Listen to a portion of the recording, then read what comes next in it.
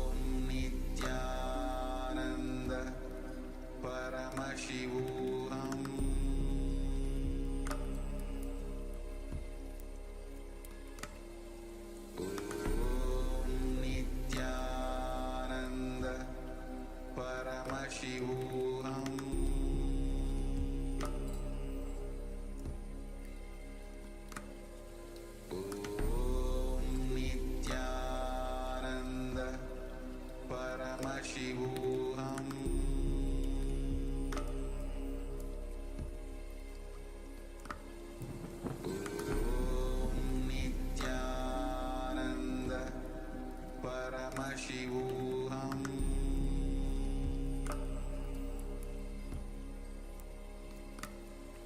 Om Nithyananda Paramashivoham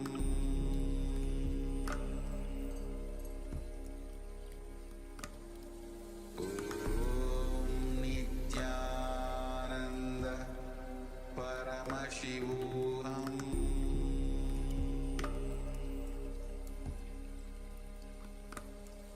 Om Nithyananda Paramashivoham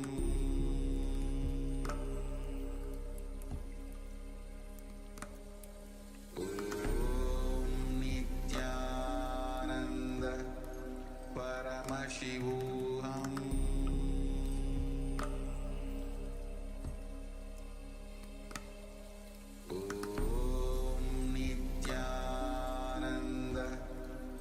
Paramashivoham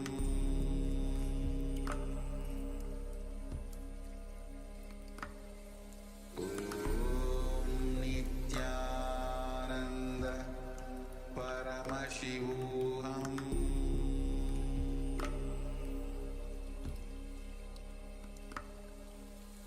Om Nithyananda Paramashivoham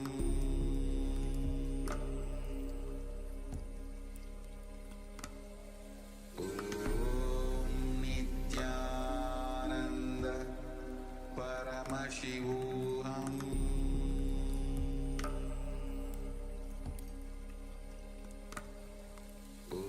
Om Nithyananda Paramashivoham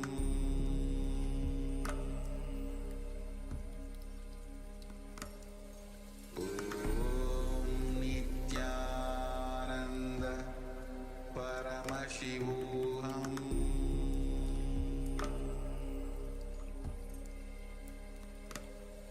Om Nithyananda Paramashivoham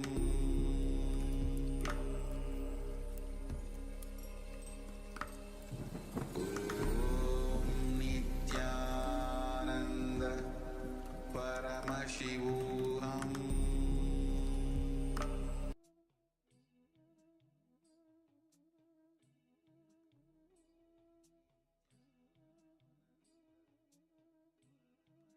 Yes. Now, slowly open your eyes with deep gratitude towards Swamiji. Whatever Swamiji revealed through the third eye, you can put it in the chat so that we can help you in the power manifestation. Ma Julie, please switch on your camera. Ma Pink Sin Weng, please switch on your camera. And whatever Swamiji revealed through the third eye, you can put it in the chat. Can help you in the power manifestation.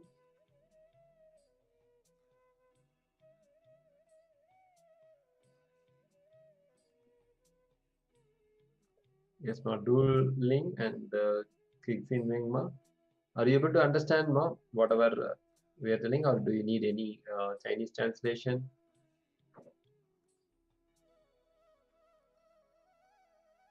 If you require a translation, please let us know in the chat.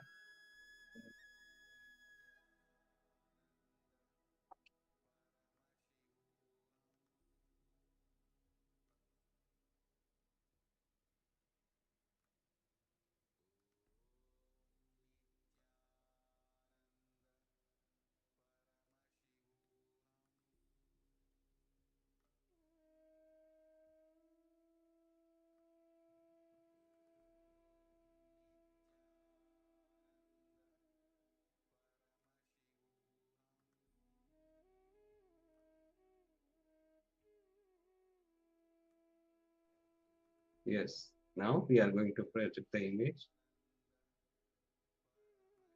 Yes. This is a temple in one of Swamiji's hometown.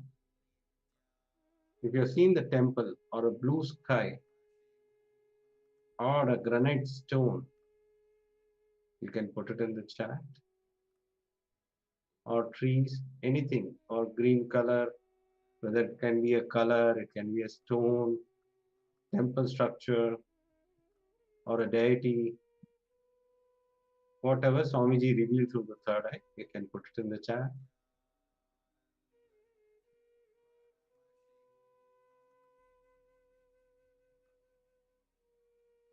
Because even if you should have got the visualization of any deities, because so many deities are sculptured in the temple tower, please go ahead and share whatever has been revealed to you.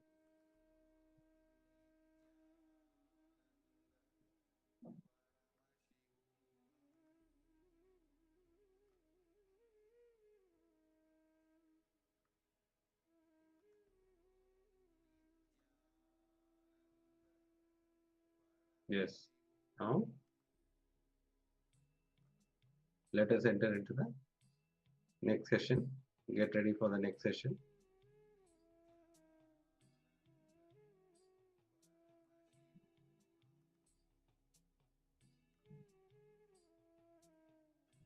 I request all the participants to have your book and pen along with you. Today we are going to see about awakening the God particle in us.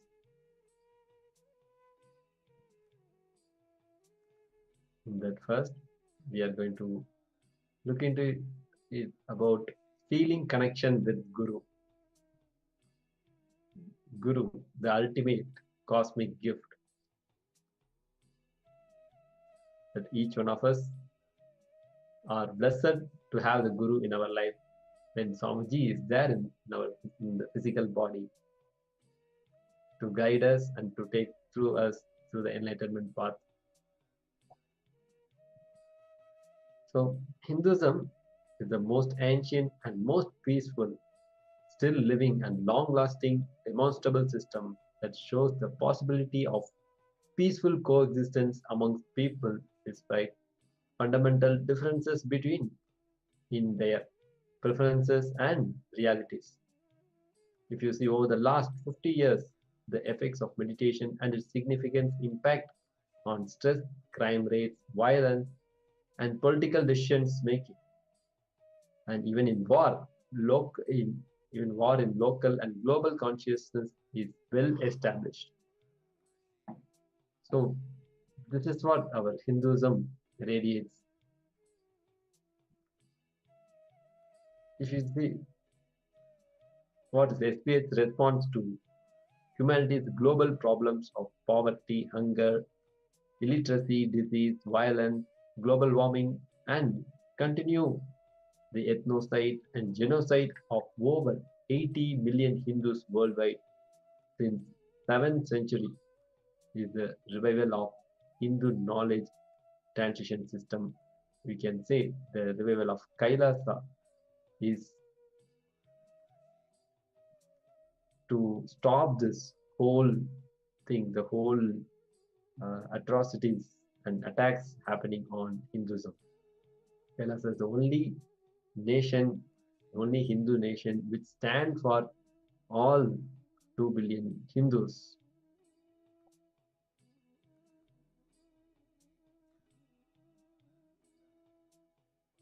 As we draw from ancient Hindu wisdom to address global challenges, we reinterpret Vedic knowledge for modern life, leading research in the areas like psychology, philosophy, medicine, cosmology, facilitating transformation for individuals and communities.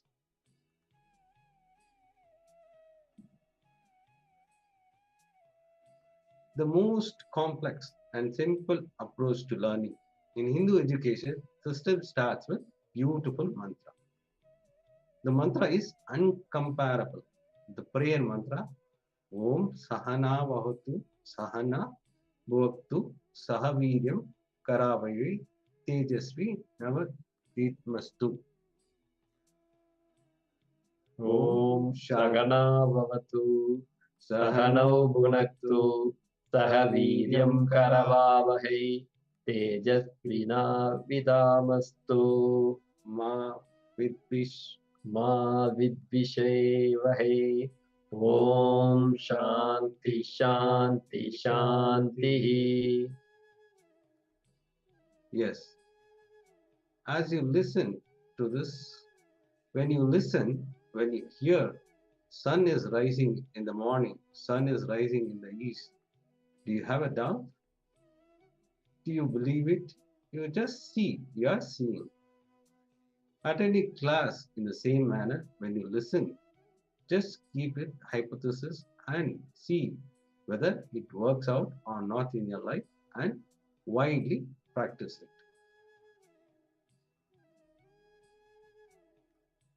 As the living representative of the unbroken oldest Guru Parampara from Paramashiva himself, I offer my devotees integrity, respect, commitment to that Guru Parampara first.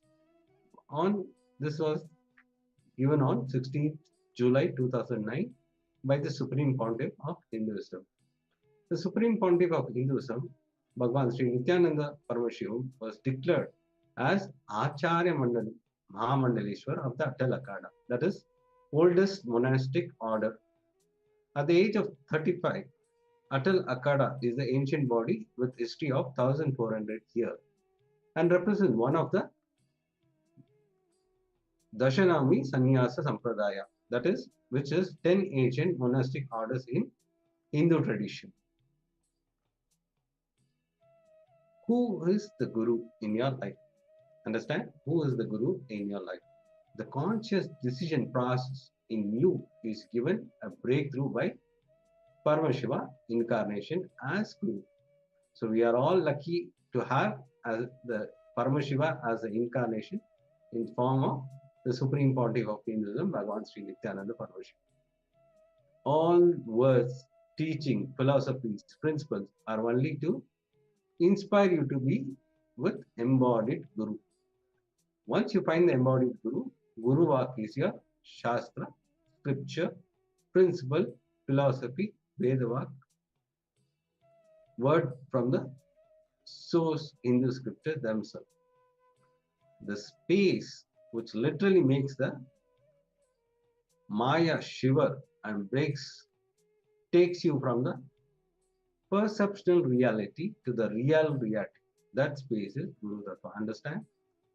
The space which literally makes you the Maya shiver and takes you from the perceptional reality to the real reality. That space is Guru Tattva.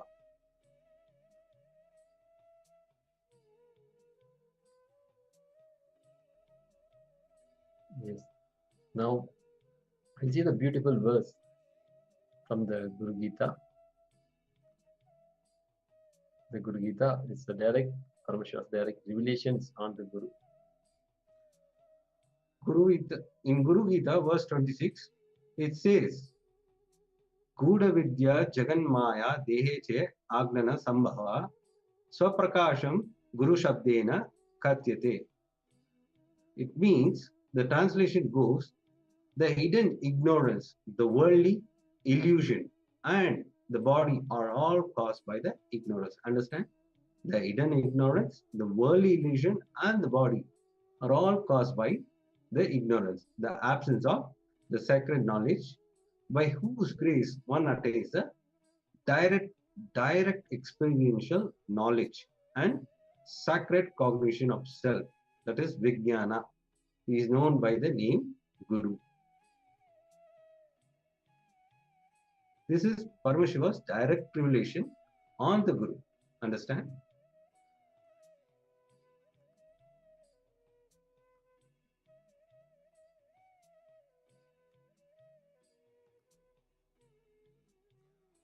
Guru awakens Paramashiva's possibilities in you. Always, this is the actual reality. The Supreme Pontiff of Hinduism always says this. I am here not to prove I am Paramashiva. I am here to prove you are Paramashiva. So all the times we keep on repeatedly saying, we have listened many times from the SPH. When I awaken your biomemory, all your possibility will be awakened. When I awaken your biomemory, all my possibilities will be awakened. Understand?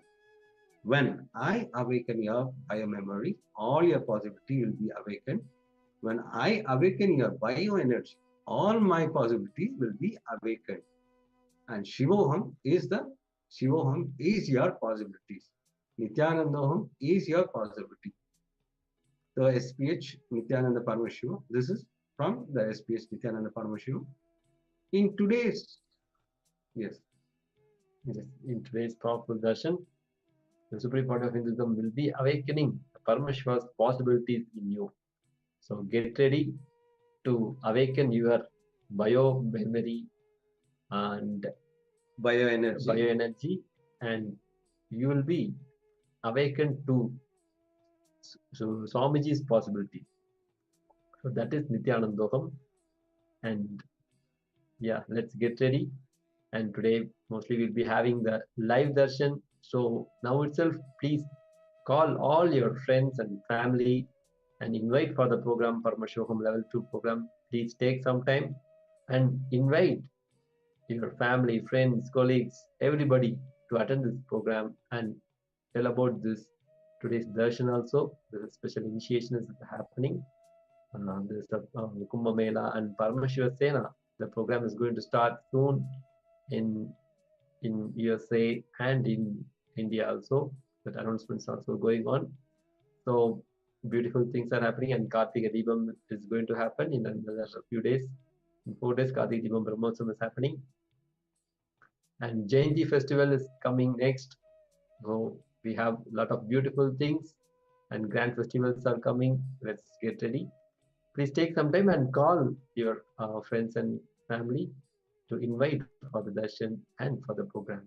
see, understand this whole day is a preparation, so that when Swamiji comes during the darshan, it is to awaken all your possibilities. So today, Shivoham is your possibilities and Nithyanandaham is my possibility. So Swamiji says, Shivoham is your possibilities. Nithyanandaham is my possibilities. So be prepared. So the whole day, attend sincerely. Prepare yourself so that we can enter into the beautiful darshan of Swamiji with satsang, powerful revelation will be revealed during the satsang.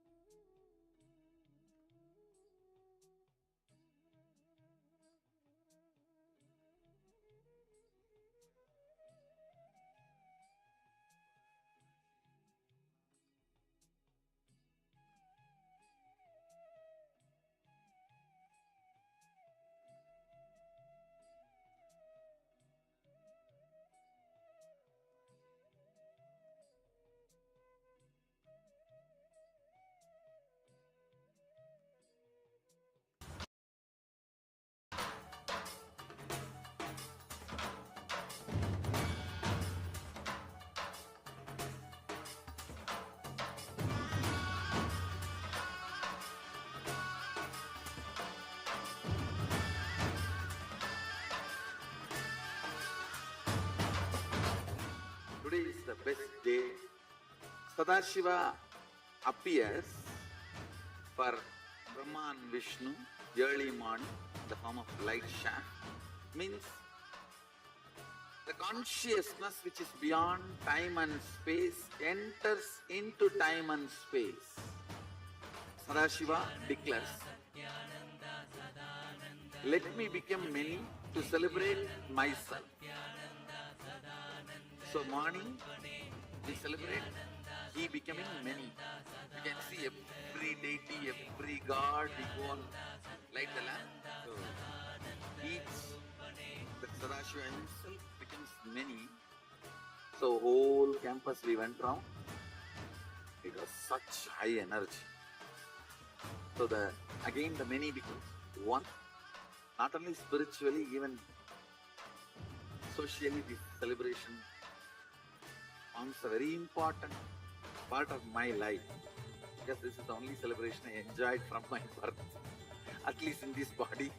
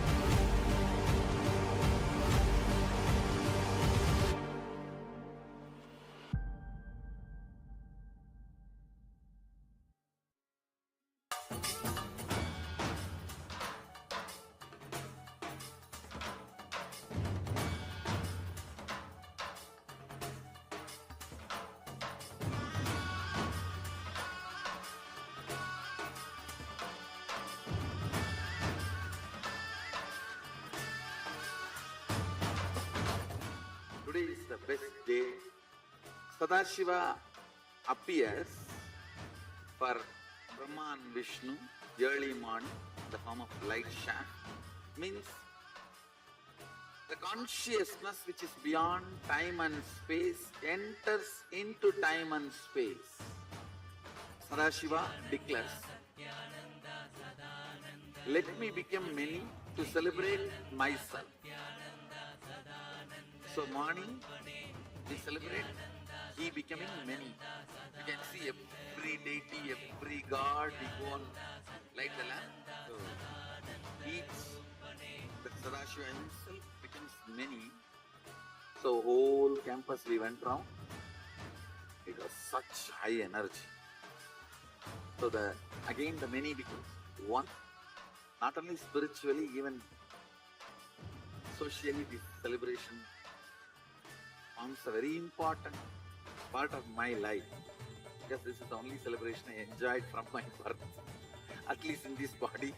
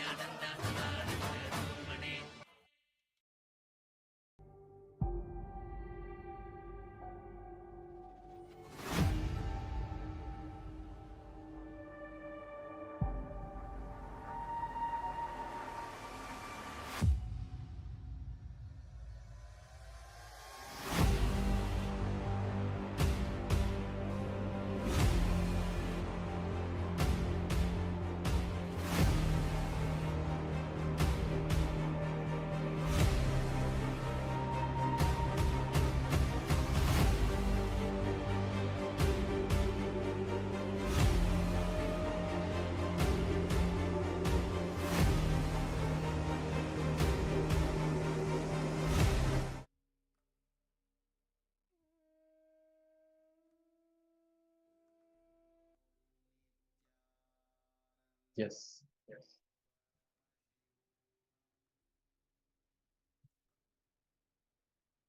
Now let's enter into the other segments.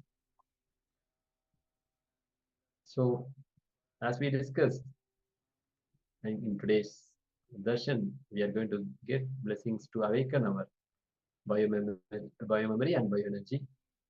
So now we are going to directly hear from Supreme Honor how being in Samadhi It will awaken our bioenergy and biomemory. Please be seated with your head, neck, and spine in a straight line. Just have your book and pen along with you so that we can enter into the session, Swamiji's session, where Swamiji reveals powerful revelation on awakening the God particle and our ego, how the ego plays, and what all we suffer due to our ego. So let us enter into this session. Get ready. Have your pen and book along with you. Always have this thing so that whatever clicks you get, you pen it down. That will help you in your daily power manifestation as well as all the problems which are facing in your life. This powerful cognition will come up and will help you to solve all your problems. Yes, Nithyananda, Lisa, Ma, welcome for the PSM session. Yes, we have already finished the power manifestation. Now we'll be entering into the Swamiji's satsang.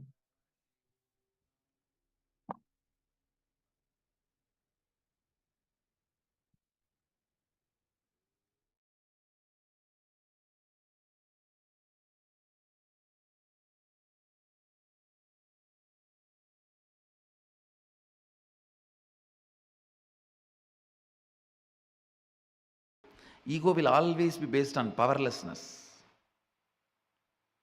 Respect will be always, self-respect will always be based on powerfulness.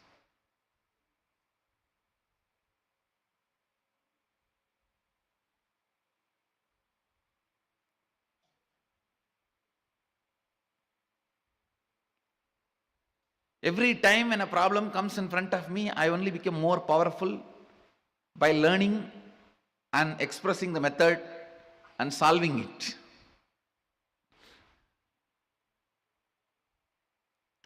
Understand? Self-respect for yourself is never an ego. Mahadeva does that to you when you practice Agama. All sufferings,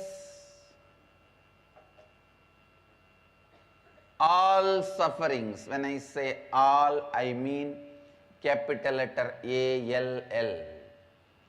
All sufferings is because you forget your identity again and again and again. All the good things are showered on you when you become authentic. Again and again, aligning yourself to authenticity is tapas.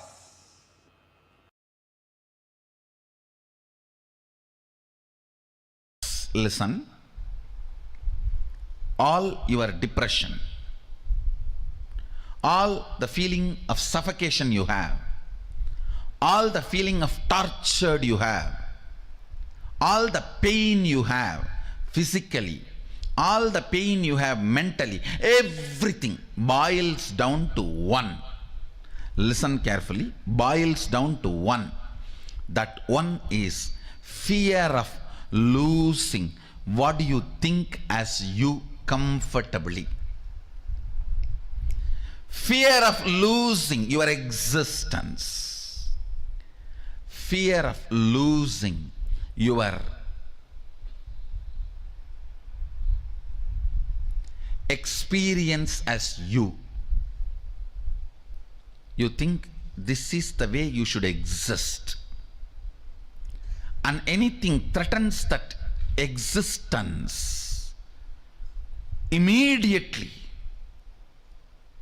the fear is invoked. And when the fear is invoked, understand, you become cunning fox.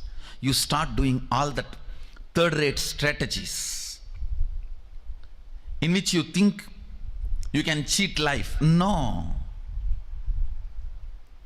The moment you become wolf, fox, whatever you do is not cheating others. You already cheated yourself.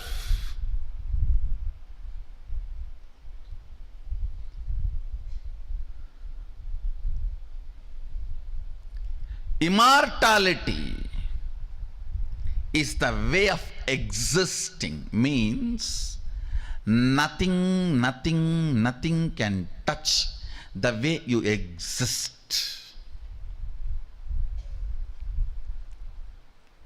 Find that existence of you which gives you a complete feeling that it cannot be changed. It cannot be questioned. It cannot be taken away from you. I have seen some of the most selfish human beings. It is all about me in them. And that stupid me which they are carrying is so insecure and wounded from all corners, full of pus, pain, but they go on protecting that and cherishing that. It is like a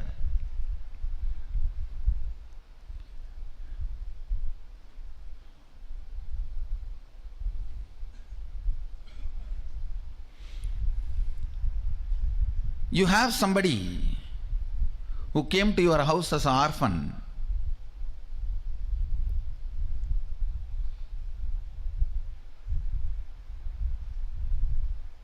who is paralyzed, mentally deranged, nothing in them works other than arrogance, demanding, but you fall in sympathy with that person, and that person, if you don't take care of me, I will die, I'll die. And you give your whole life literally and take care of that person. Why? Because the person, if I don't take care, who will take care of that person? And end of the life, you did not get married to take care of the person, you did not have children to take care of the person, you did not do whatever you want to do in your life just to take care of the person, you did not even go to guru to take care of that person, everything. End of the life, the person just kicks you in your face and disappears in the air, thin air.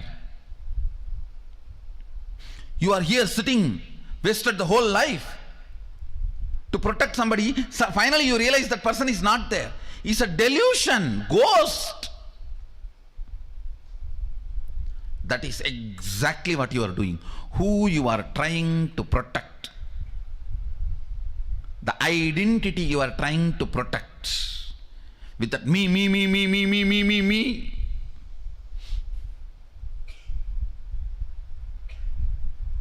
Will suddenly disappear in the thin air after sucking your whole life.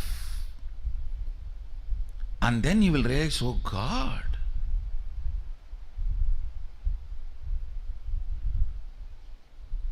the me in you will be the worst exploiter and cheater of you.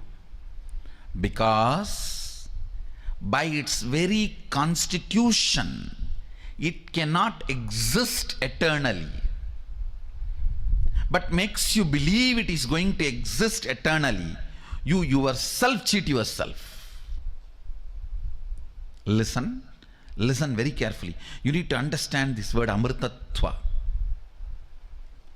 There is something in you which does not lose itself even while you go through the dream, while you go through the waking state, while you go through the deep sleep. Relaxing into that something is what I call amritatva, immortality. Start finding that something which does not lose its existence while you go through a dream state or deep sleep state or waking state.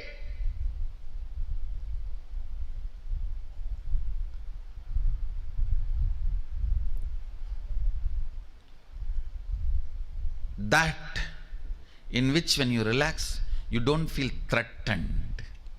You don't feel you have something to lose. You don't feel something is going to be taken away from you.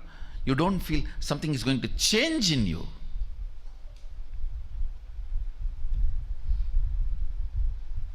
Amritatvam.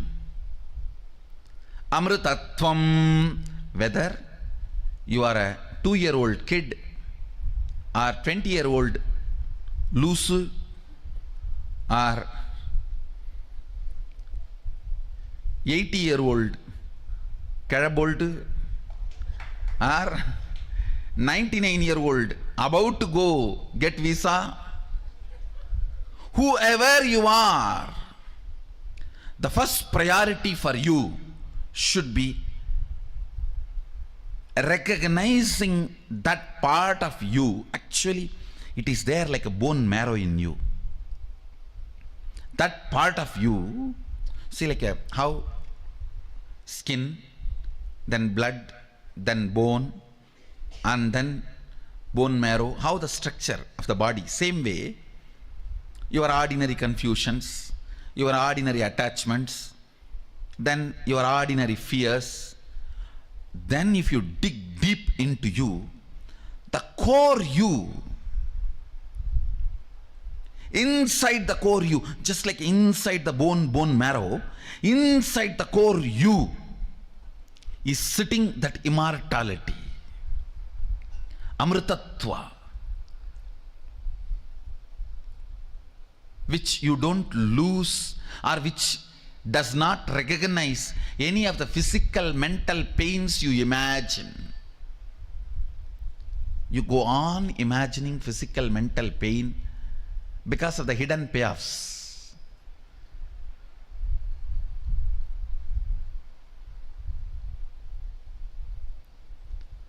Because of the immature cognitions.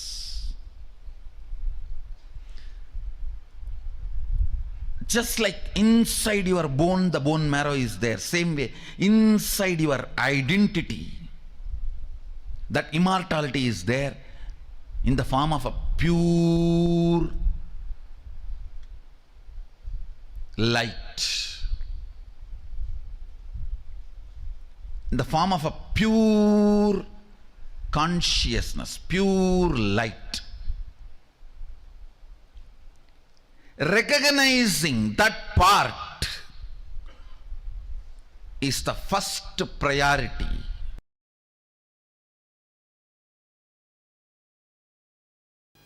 The relationship you share with both your mamakara and ahamkara is directly connected to your brow center. When you have non-integrated and inauthentic relationship between mamakara and ahankara. For example, in mamakara you feel you are covered, frightened, no courage, and in ahankara you show courageous, powerful, direct inauthentic, direct non-integrated. Then your ajna collapses. Having integrity and authenticity with mamakara and ahankara, your ajna flowers. Unfortunately, almost all human beings have inauthenticity with both mamakara and ahankara. How many of you feel you have inauthenticity with your ahankara and mamakara? I think I should ask in the other way. How many of you feel you don't have inauthenticity? No, you cannot be. If you have, come on, I have a place for you here. This whole second row you can fill. Or I'll even empty this line, you sit there.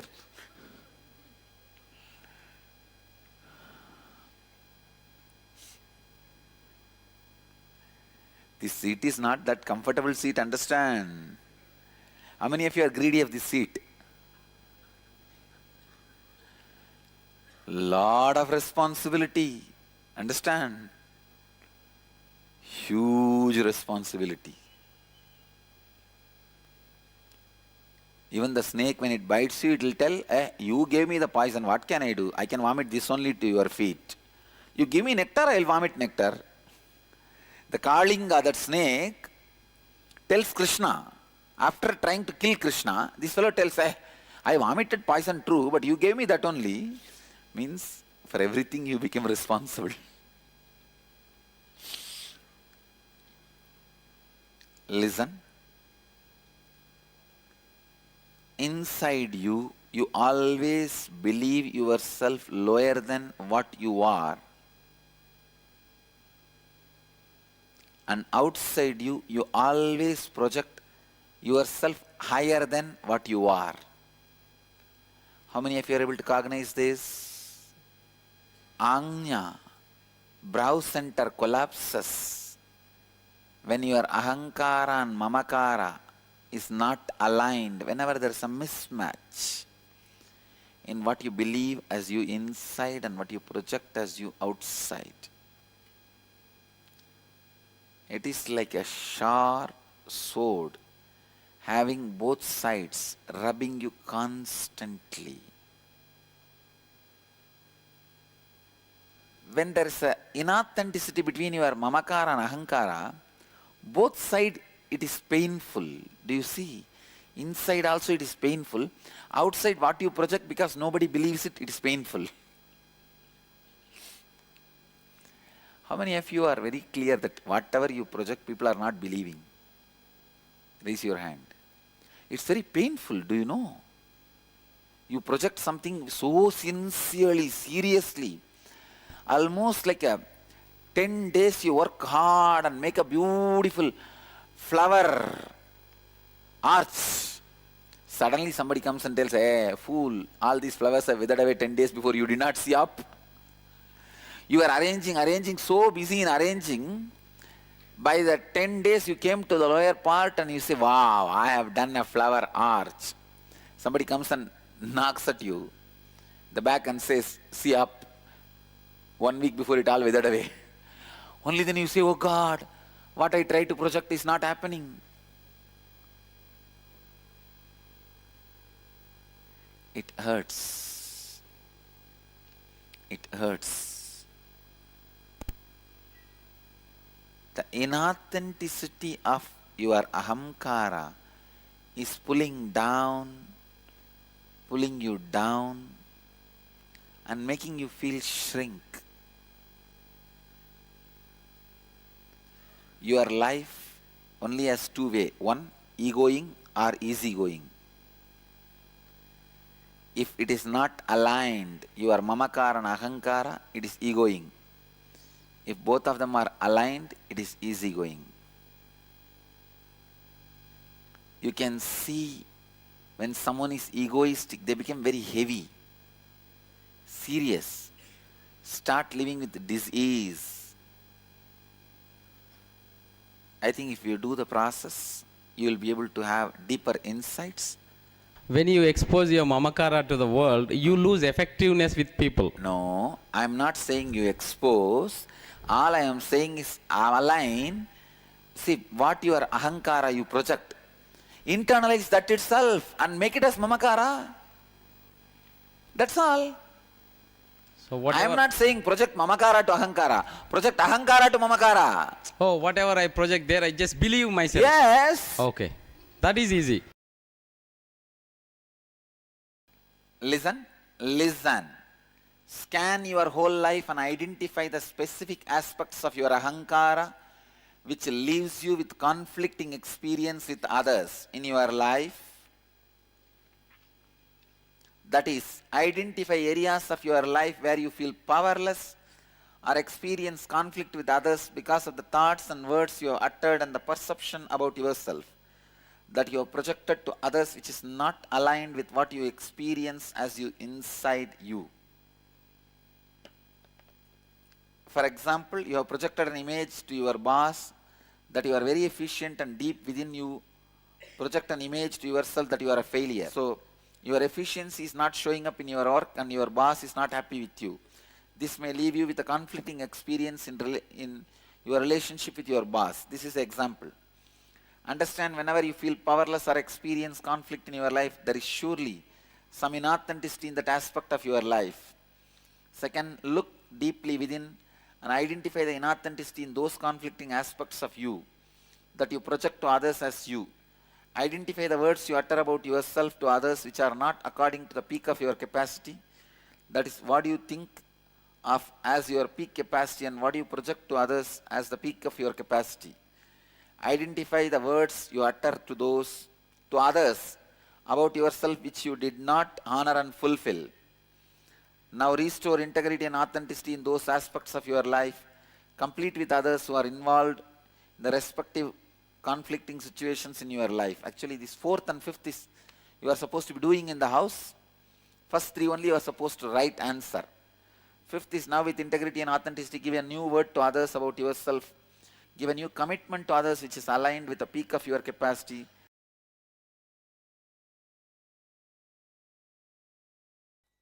Having tolerance and patience is different. Compromising is different. Compromising means you should not come down from your spiritual cognizance. The way you make decisions, the way you think, the spiritual cognitive shift you experienced, that should not be compromised. Don't come down from that.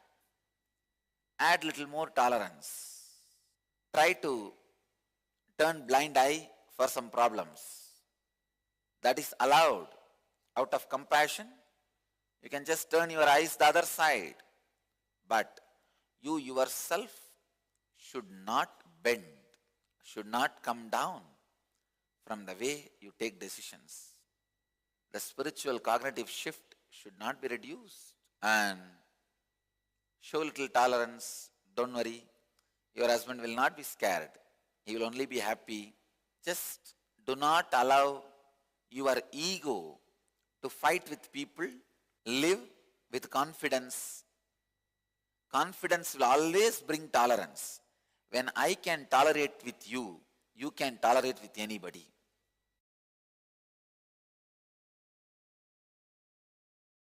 The first question today is from Nathan Myers, who's saying, Dear Great Master, will you please give us the best way to renounce the breath of the human body so we may transcend the ego and release all attachment to the mind and body? Thank you for your highest teaching. Exhaling is renunciation of the breath you inhaled. Inhaling is the renunciation of death you are retaining in your body.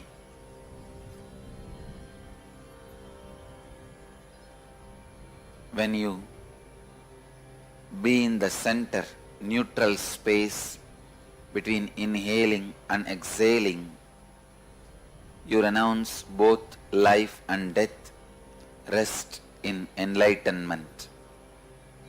Inhaling is life, exhaling is death. Being in the neutral space, center of the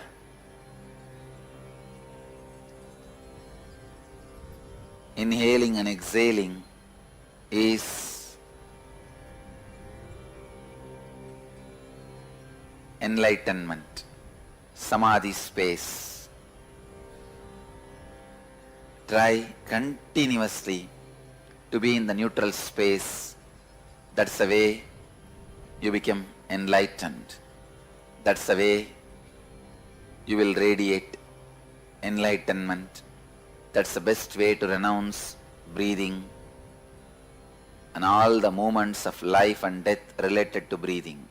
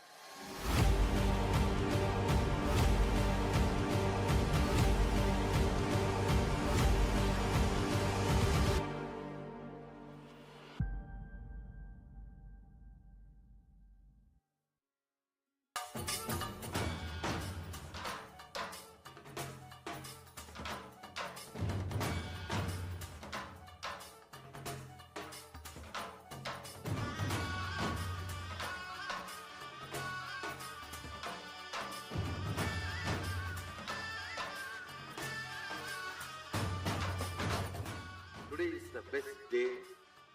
Sadashiva appears for Brahma and Vishnu early morning in the form of light shaft. Means the consciousness which is beyond time and space enters into time and space. Sadashiva declares, let me become many to celebrate myself. So morning we celebrate he becoming many. You can see every deity, every god, we go on light the lamp. So each, the Sadashiva himself becomes many.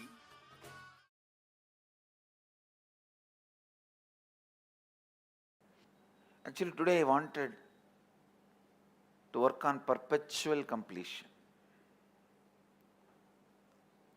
Understand? Perpetual completion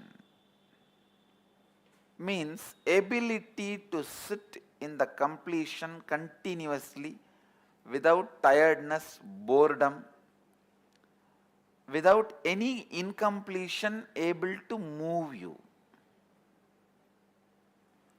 Without tiredness, boredom, without any incompletion able to move you. It is like a sit. Whenever incompletions comes up, relive and drop the incompletion. Again, just sit. The space of completion. It will almost look like the initial level, the person who has a diarrhea, how he runs to the restroom and comes back. And in next 5 minutes again he runs to the restroom and comes back. Again he runs to the restroom and comes back. In the initial it will look like that only. But in few minutes it will settle down. It may look like a wrong analogy. You can sit with open eyes or closed eyes. But you can't engage yourself in unconscious slumber, means sleeping. You can't engage yourself in just getting lost in the flow of thoughts. No. You will only sit in the space of complete completion. I am going to be here continuously encouraging you and guiding you. Listen. Listen to the instruction. You don't need to keep your eyes closed or eyes open. It's up to you. You want to keep your eyes open, keep it open. If you want to keep your eyes closed, keep it closed. It's up to you. But no thought current inside. You will sit in the space of completion. Any thought comes up is an incompletion. Then see the source. Why that thought? Feeling agitated, feeling irritated, feeling tired, feeling bored. Why that thought? See the source. When you started developing the same thought trend, relive, complete, relieve, come back to completion. How many of you understand the process? Shall we start? It will not be difficult, I tell you, very easy it will be. Only first 10 thought you have to do completion, and then after that it is just a simple decision, you will be in the space of completion. That is all. Permanent pain is nothing but every individual separate thoughts continuously coming. There is no permanent, continuous. Broken leg, every thought. I have had a hand fracture. Every thought of pain is continuous, not permanent. You can look in what mind says pain, from where that thought trend of pain is developing, how I am developing, look in. When you started developing, just see that thought trend and complete, relive. You will see it disappears. So thought will cross the thought and you will be thoughtless. Understand? Completion is also one thought which completes the incompletion. You will be in the space of completion. I tell you, you can complete even with the life incidences happening. For example, if you are continuously abused, decide I am completing with this pattern. You will see suddenly, you will stop attracting the people who are abusing you. Your life incidents can be completed. What you are talking about, small pains.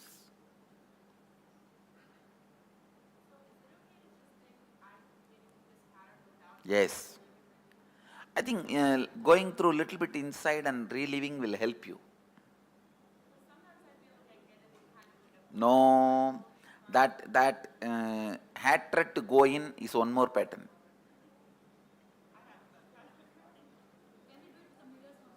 Yes. You can use anything you want, just come back to completion, that's all. You can. Everything in this session I am trying to teach you is completion is your simple decision.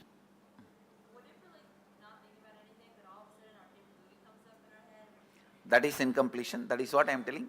Run to the bathroom immediately. Take a diarrhea patient. Complete, drop, and come to the space of completion. Actually, I am teaching you to live in Nirvikalpa Samadhi.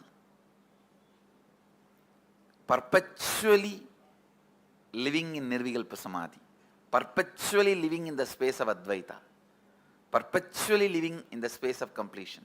That's what I am teaching you guys now. Say, all these days we pulled out many incompletions from inside and completed. Today, we are just looking, whoever comes to fight with you, you are going to fight with them. That's all. We don't call for Mahabharat war. Whoever comes on the way to fight with you, finish them. No, every thought is a powerlessness.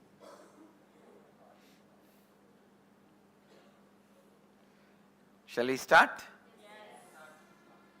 You don't need to close your eyes or tie the ribbon. Just sit. If you want to close your eyes, you can close. If you want, you can pick up your mirror. Let's start.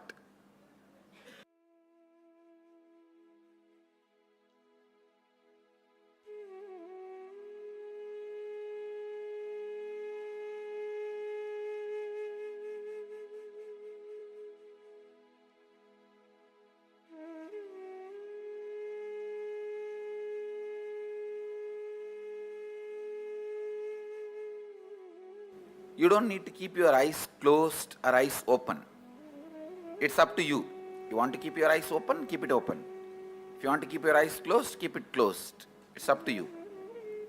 But no thought current inside. You will sit in the space of completion. Any thought comes up is an incompletion. Then see the source. Why that thought? Feeling agitated, feeling irritated, feeling tired, feeling bored. Why that thought? See the source. When you started developing the same thought trend, relive, complete, relive, come back to completion.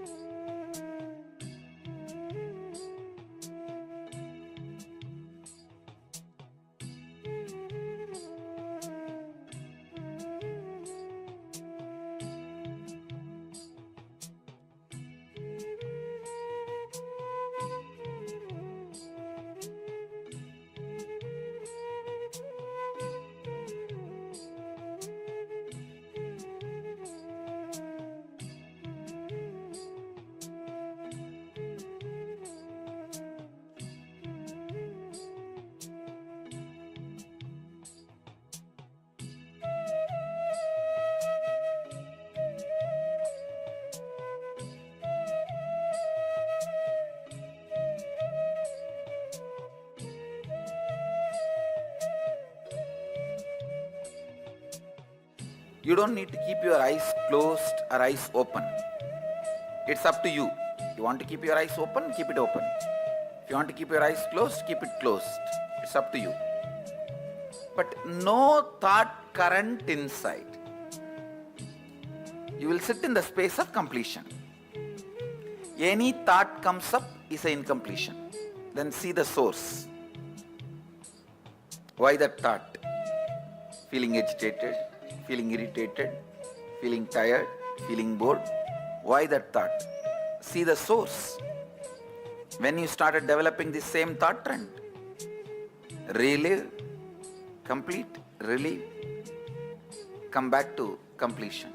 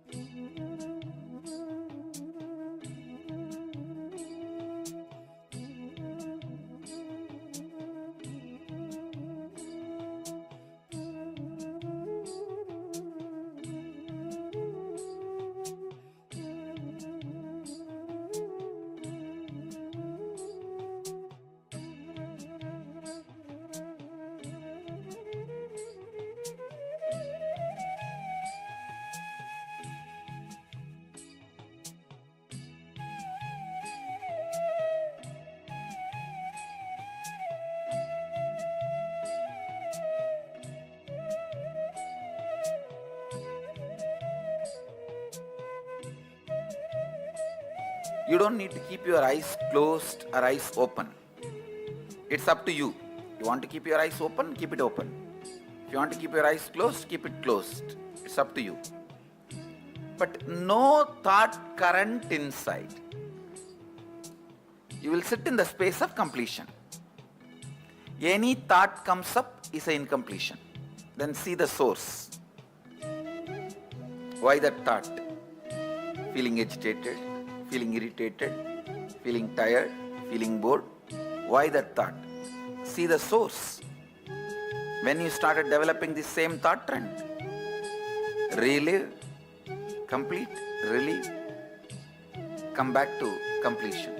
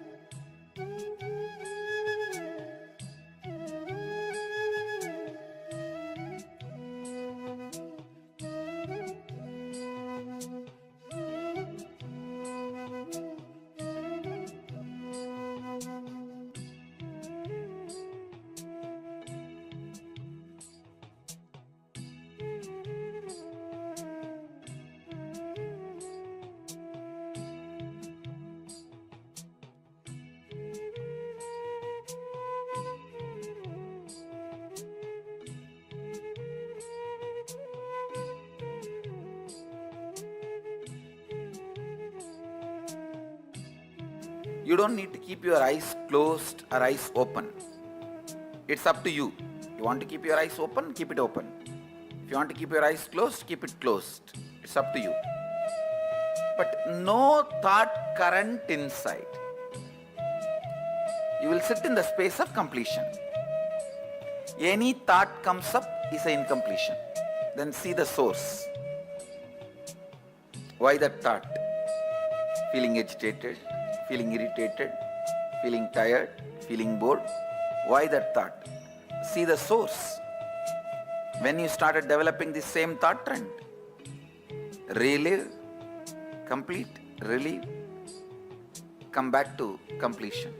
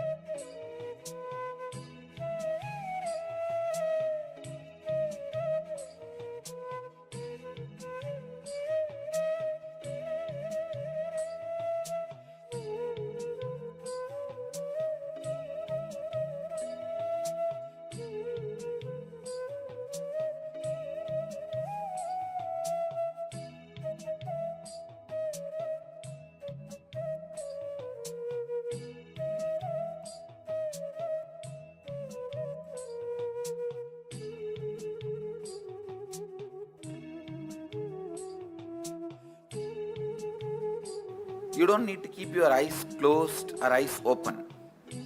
It's up to you.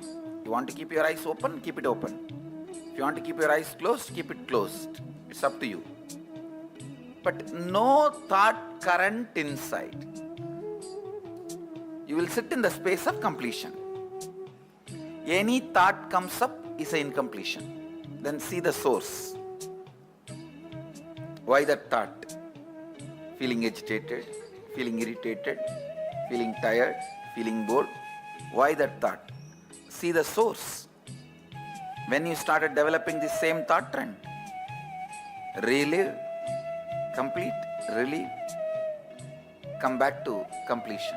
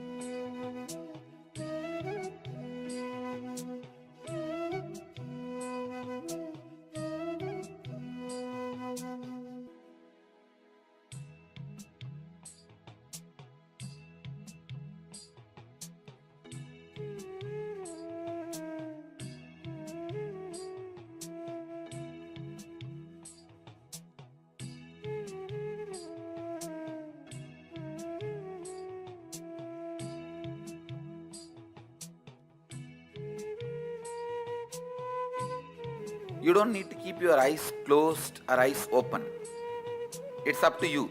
You want to keep your eyes open, keep it open. If you want to keep your eyes closed, keep it closed. It's up to you. But no thought current inside. You will sit in the space of completion. Any thought comes up is an incompletion. Then see the source. Why that thought? Feeling agitated, feeling irritated, feeling tired, feeling bored. Why that thought? See the source.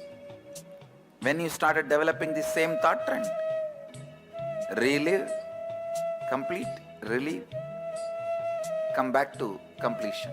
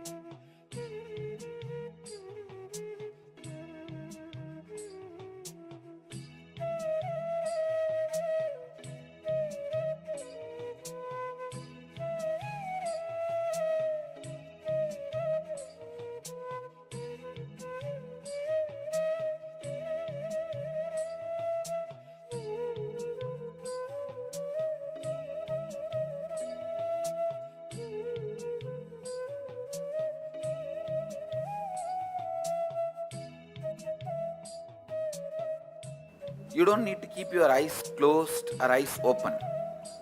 It's up to you. You want to keep your eyes open, keep it open. If you want to keep your eyes closed, keep it closed. It's up to you.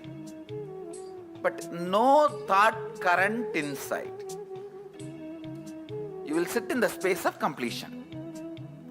Any thought comes up is an incompletion. Then see the source. Why that thought? Feeling agitated, feeling irritated, feeling tired, feeling bored. Why that thought? See the source. When you started developing the same thought trend, relive, complete, relieve, come back to completion.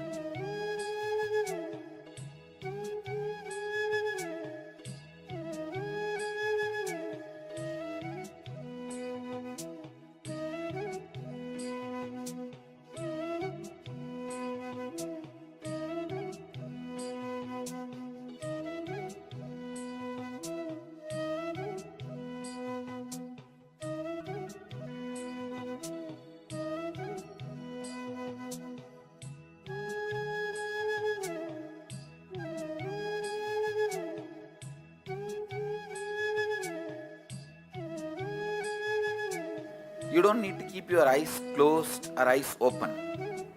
It's up to you. You want to keep your eyes open, keep it open. If you want to keep your eyes closed, keep it closed. It's up to you. But no thought current inside. You will sit in the space of completion. Any thought comes up is an incompletion. Then see the source. Why that thought? Feeling agitated, feeling irritated, feeling tired, feeling bored. Why that thought? See the source. When you started developing the same thought trend, relive, complete, relieve, come back to completion.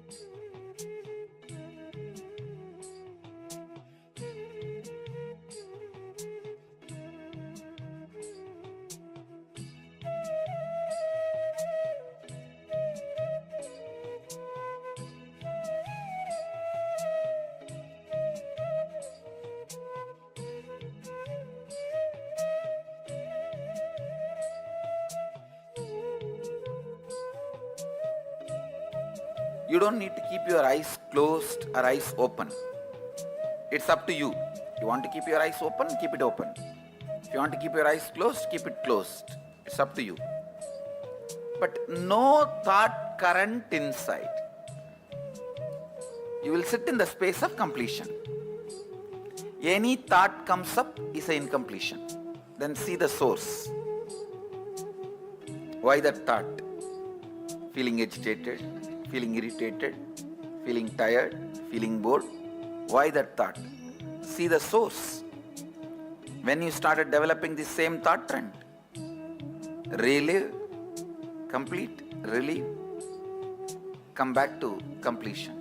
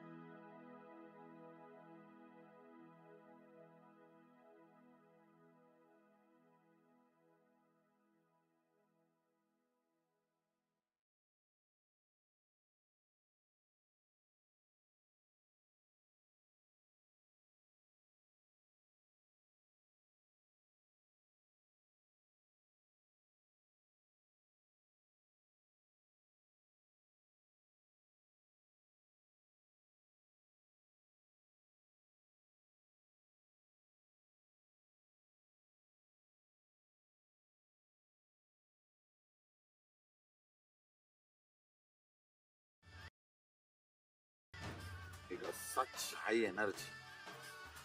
So the many becomes one, not only spiritually, even socially, this celebration forms a very important part of my life, because this is the only celebration I enjoyed from my birth. at least in this body.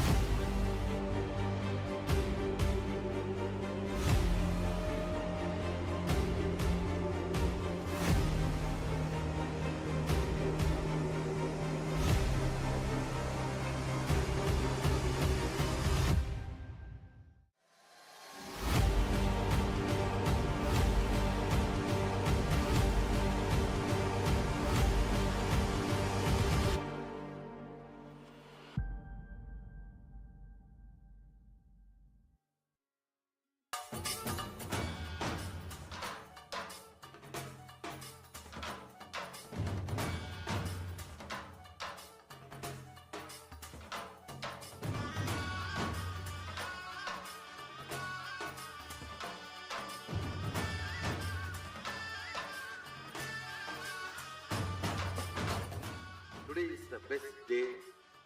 Sadashiva appears for Brahma and Vishnu early morning in the form of light shaft. Means the consciousness which is beyond time and space enters into time and space.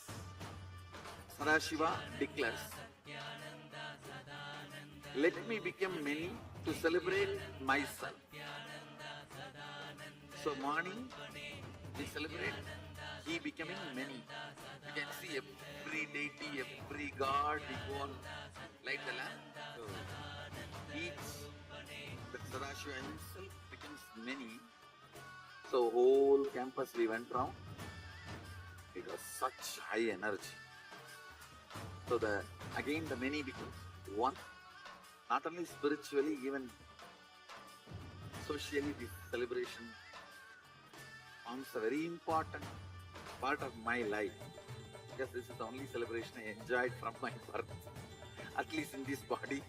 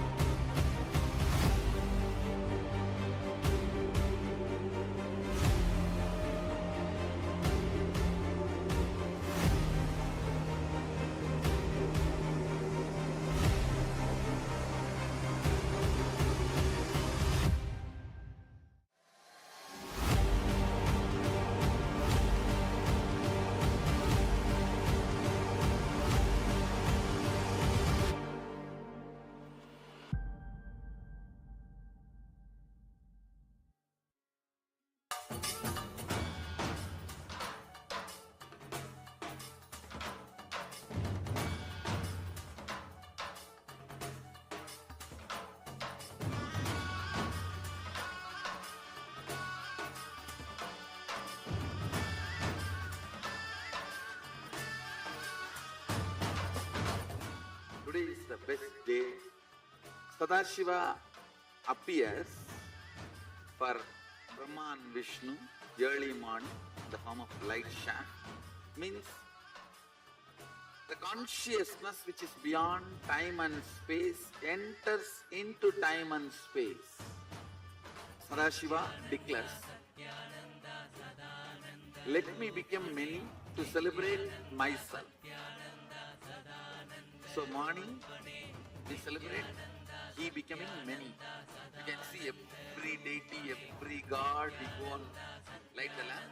So each, the Sadashiva himself becomes many. So whole campus we went round. It was such high energy. So again the many becomes one. Not only spiritually, even socially, this celebration forms a very important part of my life. Because this is the only celebration I enjoyed from my birth, at least in this body.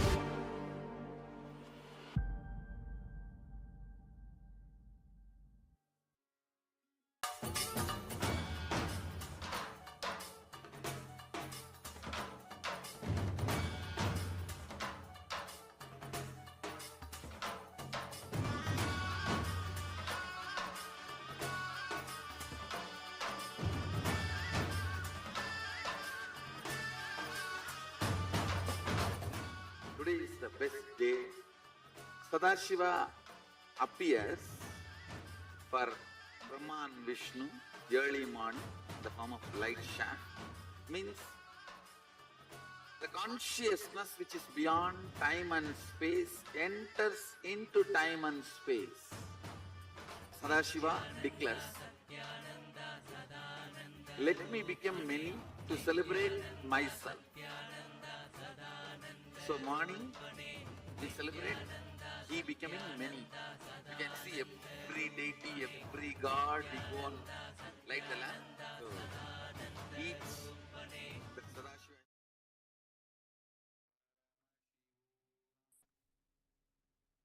Yes. Now, let us enter into the internalization. I request all the participants to have the book and pen along with you. So today we'll be looking on freedom from body and mind. Ego will always based on powerlessness. Understand? Ego will be always based on powerlessness. Respect always be based on self-respect will be always be based on powerfulness. Understand this? Ego will be always based on powerlessness. Respect always will be based on powerfulness. Understand? Self-respect for yourself is never ego.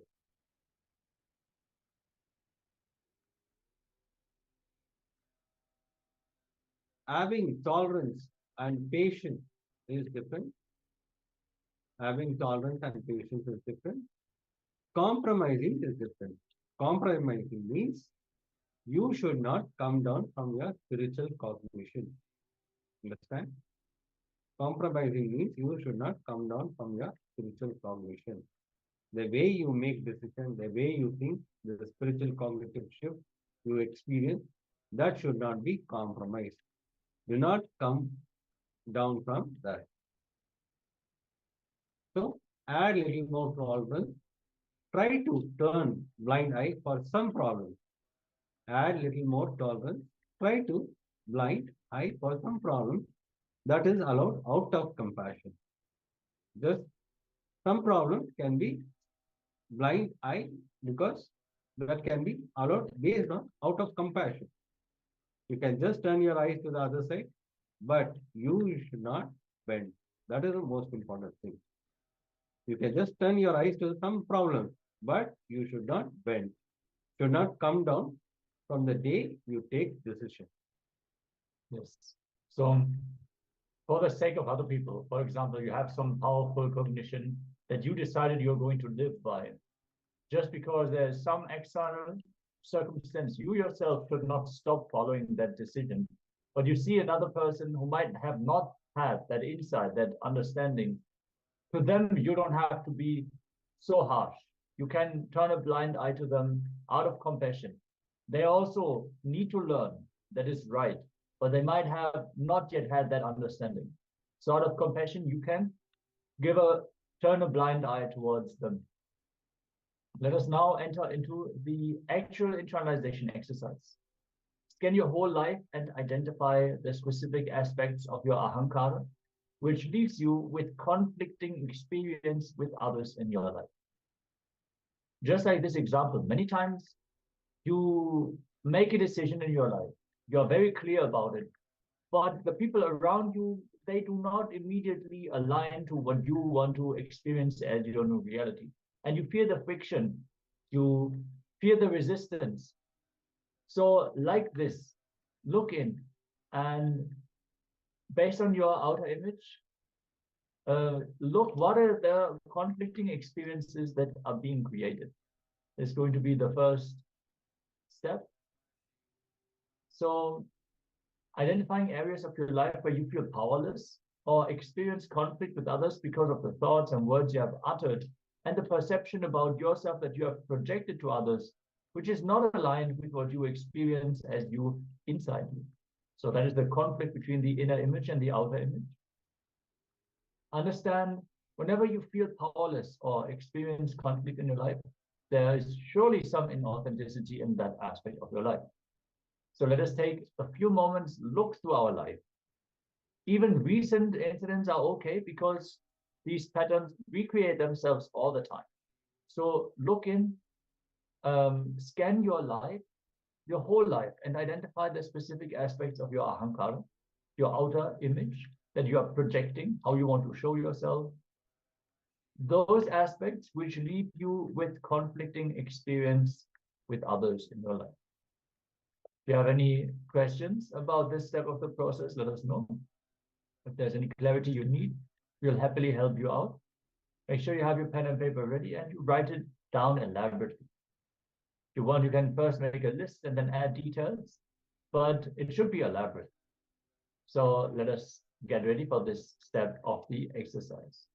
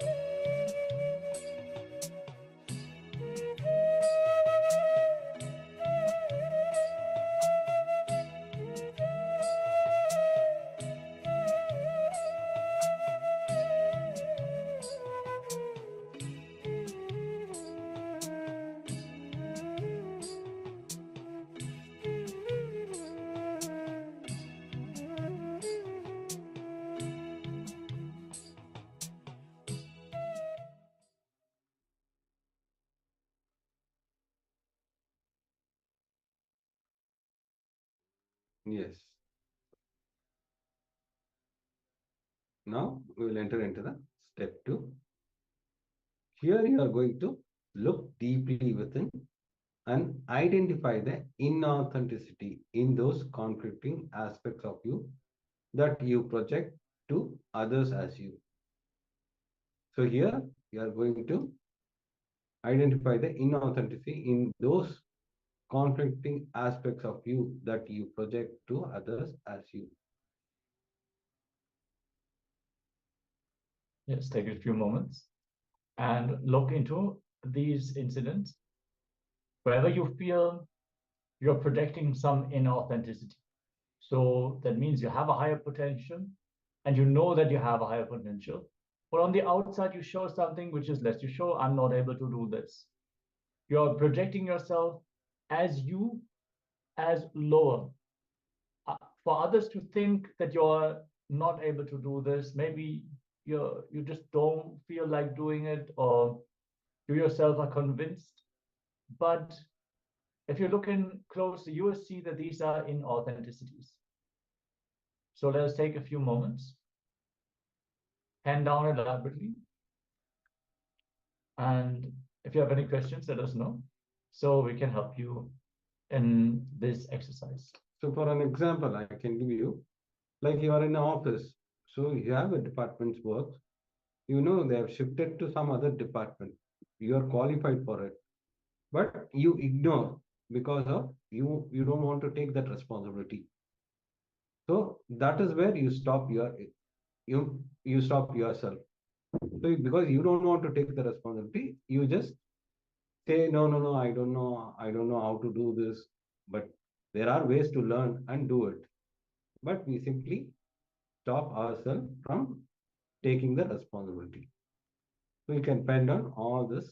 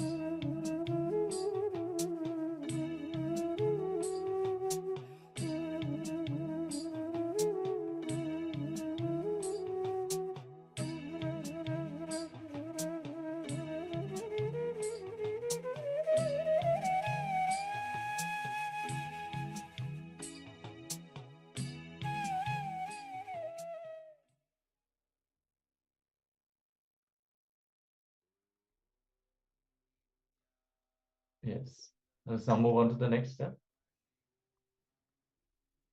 In the third step, identify the words you utter about yourself to others, which are not according to the peak of your capacity. That is, what you think of as your capacity and what you project to others as the peak of your capacity. So sometimes you would show yourself in a way to others that you show that you can do something, but then afterwards you actually talk about yourself as lower than that. So Swamiji clearly shares we should never lower our image about ourselves. The moment we can project ourselves in a certain way on the outside, that means that is our possibility, that is our peak possibility. We should not withdraw from that. We should work to shift our inner image to align to that outer image that we have declared.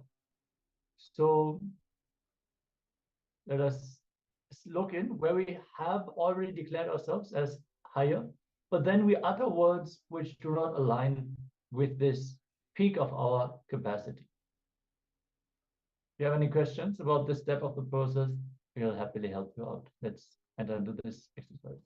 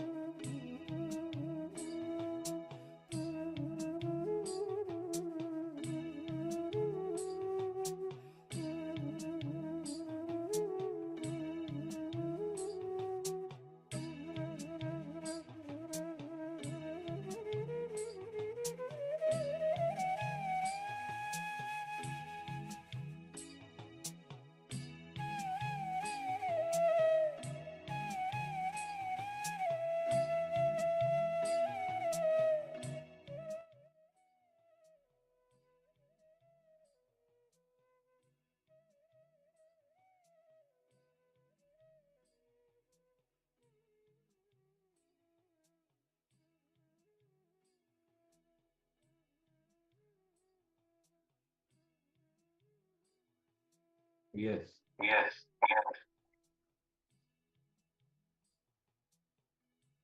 Now, let's enter into the step 4. Here, you are going to identify the words you utter to others about yourself, which you did not honor and fulfill.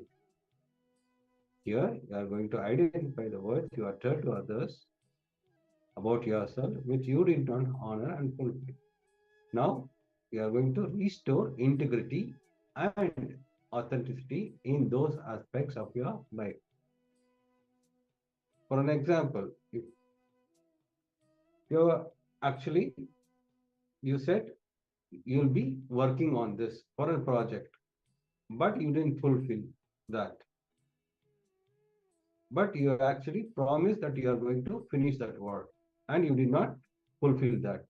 Where and all you uttered to others about yourself, which you did not honor, you are going to restore integrity and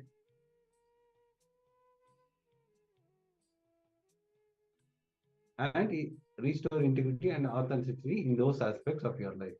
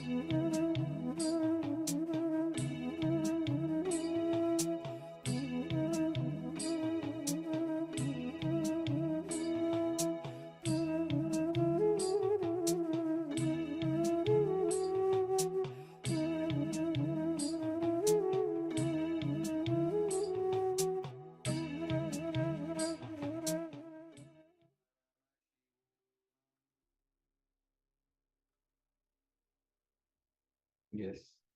Now, if you have completed, let's enter into the power manifestation session. Yes, today we're manifesting the power of Sarvanatha. Literally all knowingness. So in this power manifestation, we are going to project, we're going to have a page of a book open, and we're going to give you the page number for you to scan. So the power of Sarvanatha is such that you can retrieve any information, can receive the answer to any question. And for example, we are going to have book pages. So we're going to tell you the name of the book and the page number. And you're going to use your third eye and find out what is the content of that page of the book.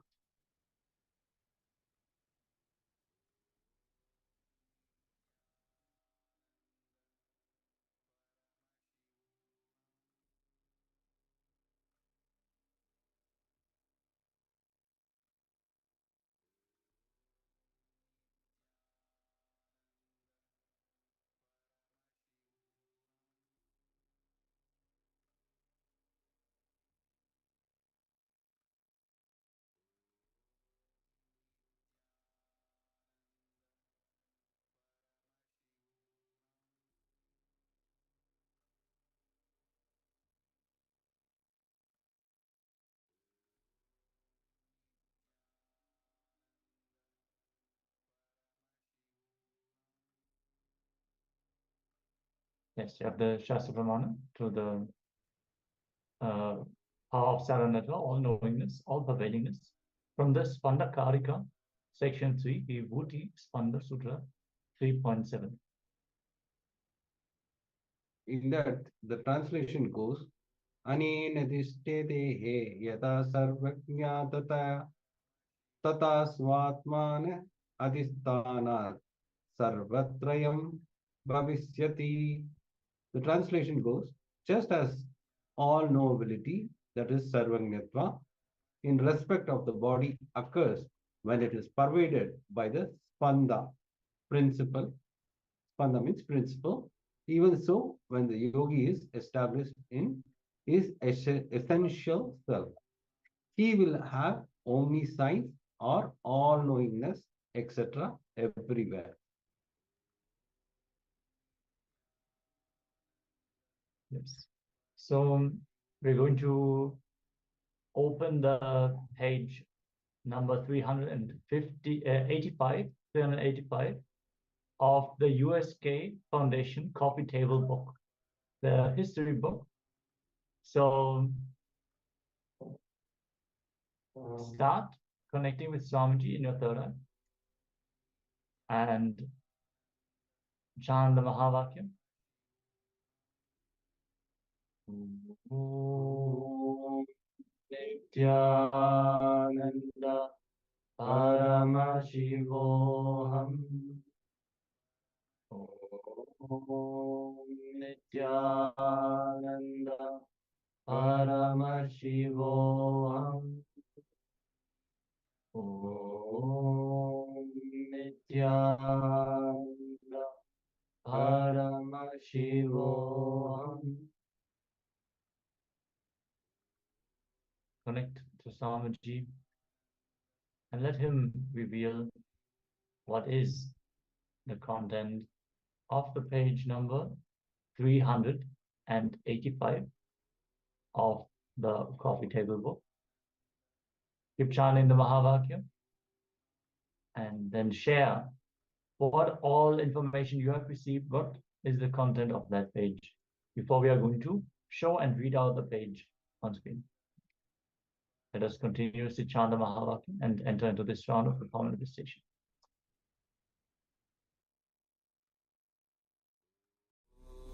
Nithyananda Paramashivoham.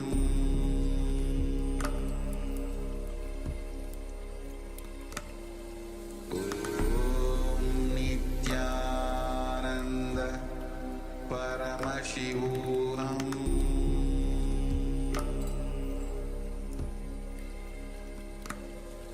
Om Nithyananda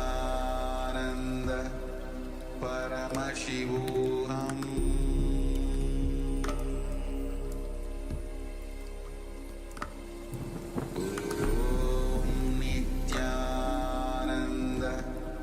Paramashivoham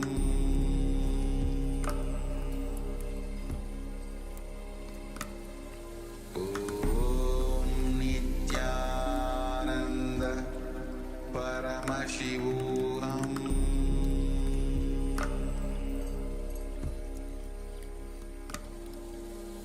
Om Nithyananda Paramashivoham Paramashivoham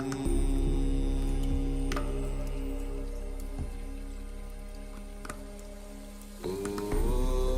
Nithyananda Paramashivoham Om Nithyananda Paramashivoham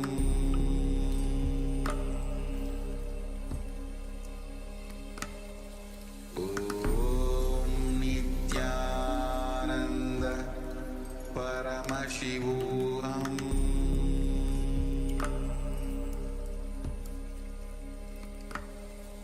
Om Nithyananda Paramashivoham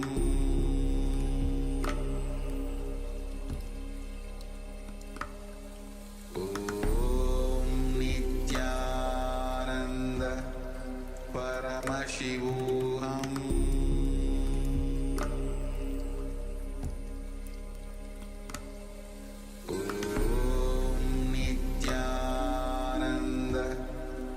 Paramashivoham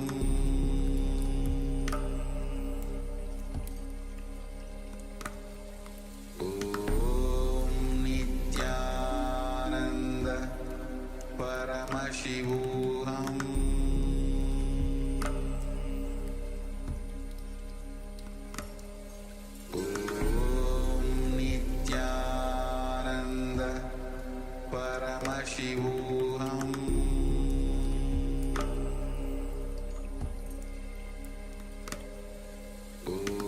Om Nithyananda Paramashivoham Paramashivoham Om Nithyananda Paramashivoham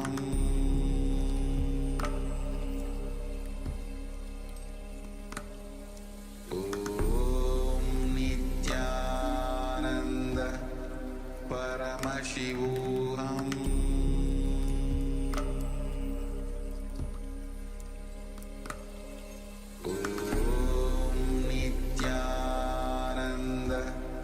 Paramashivoham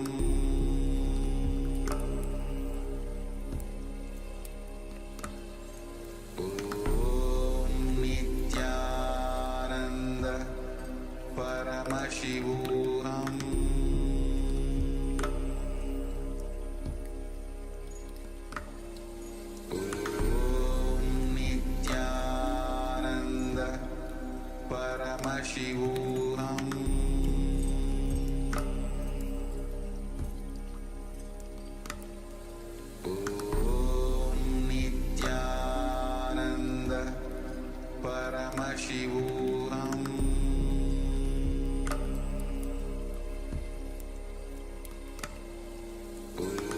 Om Nithyananda Paramashivoham Paramashivoham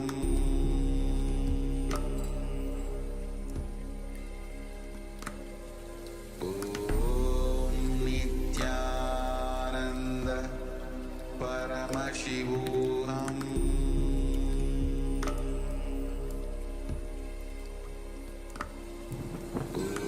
Om Nithyananda Paramashivoham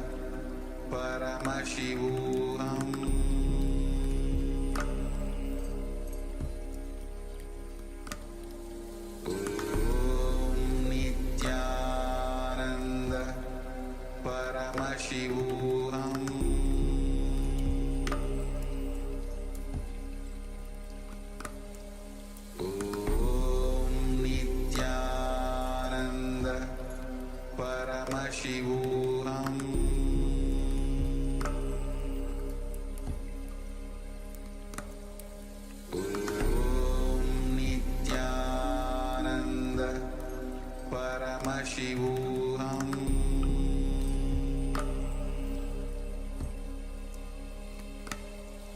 Om Nithyananda Paramashivoham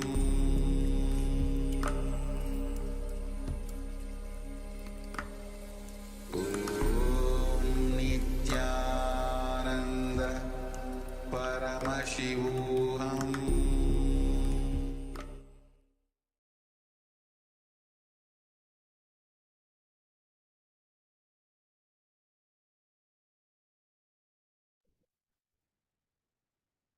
Yes. Now, Start sharing. Yeah. You can start sharing whatever Swamiji revealed for the current. Take a few moments and write everything elaborately in the chat, whatever you received about this page of the USK coffee table book. And then we're going to project the page and read it out on the screen. So you can verify whether this resonates with what you have manifested or not. Just take 1 minute to share, and then we are going to review the content. Samadhi Space is sharing. Good morning. Yes, Nithyananda, good morning, ma'am.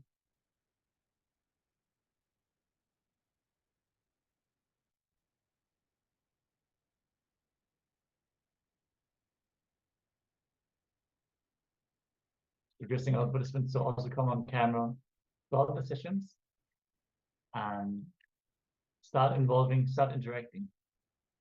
This will make this program much more lively and involved. And this is how we can help you.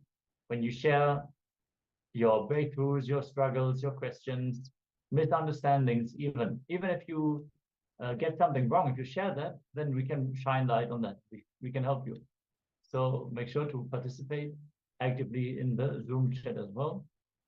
Naturally, if you're tuning in from any other social media, you can also share your questions and comments and remarks in the chat. We are happy to read that and respond to you as soon as possible.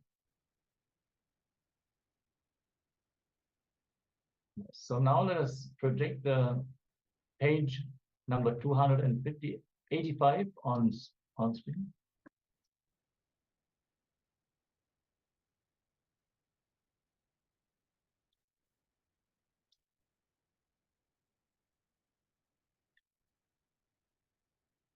Yes. So why an avatar? I'm here to give superconscious breakthrough to the whole humanity. This is naturally in Swamiji's words. So moment, we're just going to increase this a little bit.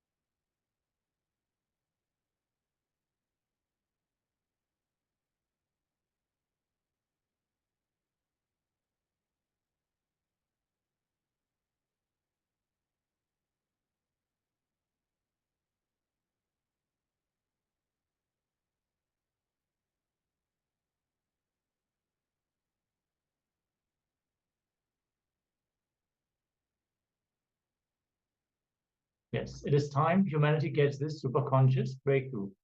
I'm here manifesting Kailasa to give superconscious breakthrough to the humanity.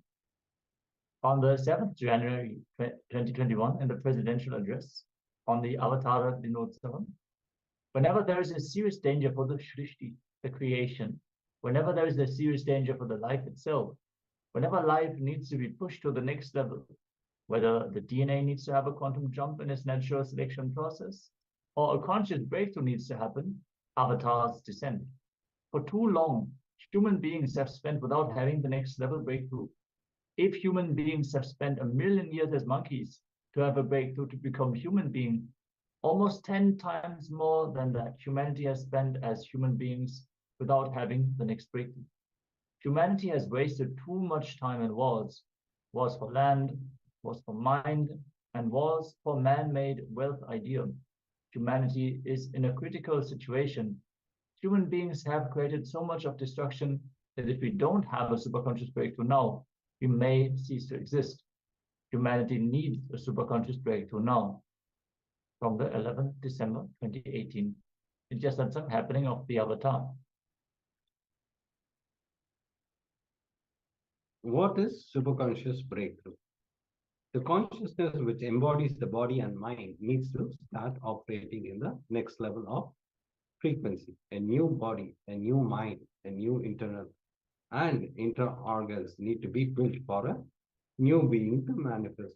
To give this superconsciousness breakthrough, the avatar has happened. And why do we need an embodied avatar? The cosmic superconsciousness need to descend in the embodied form to initiate humanity to give that next level breakthrough. Embodied beings can only receive the superconscious breakthrough from an embodied being. Thus, it is the utmost compassion of the avatar to descend into the physical frame to raise humanity to the next level. In Srimad Karanagama, it extols the great science of a descent of an avatar and how Paramashiva in his Avyakta, the unmanifest form, manifests into his Vyakta, the manifest form of the avatar. It says, Itkevam Nishkalam Proktam Param Bhavamiti Spritam Srishtitham Lokashrutam Lokasyopati Karanam Sadhakanam Itatham Tano. In the way Shiva, who is Nishkala without any body and path, who is the ultimate supreme being, who is established in the creation, who is the cause of creation of the universe, assumes a body out of his free will for the protection of the universe and for the welfare of the spiritual seekers and devotees. This is from Srimad Karanagama, Purva Bhaga, Patala 71, Sakalopati Vidhi, Sloka 8 and 9. Yes, so you can resonate anything about the landing of the avatar, or a lot of the context about avatars really was contained in this page. Yeah, any of the words picked up, let us know and celebrate your power manifestation as we are now getting ready to enter into the next segment of the day. We're going to have a segment on the freedom from body and mind, followed by a short meditation. Requesting all of you to settle down. Again, requesting all the Zoom participants to please be on camera, and let's get ready as we're going to receive both this jnana and the guided meditation from Swamiji himself.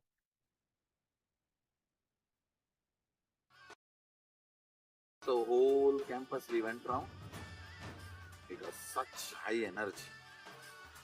So the many becomes one, not only spiritually, even socially, this celebration forms a very important part of my life.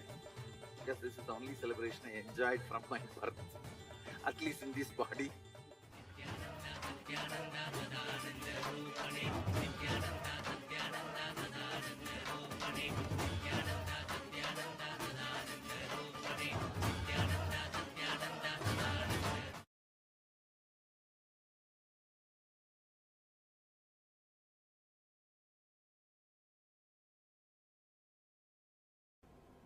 Please understand how our mind works, how we process information, how we perceive things, how our senses perceive information, and how you take decisions, how you move in your life. First, for example, you are seeing something through the eyes. Let us take this scene. Now you are seeing something. Here I am explaining only based on eye. You can replace it with ears. You can replace it with the taste. You can replace it with smell. You can replace it with touch.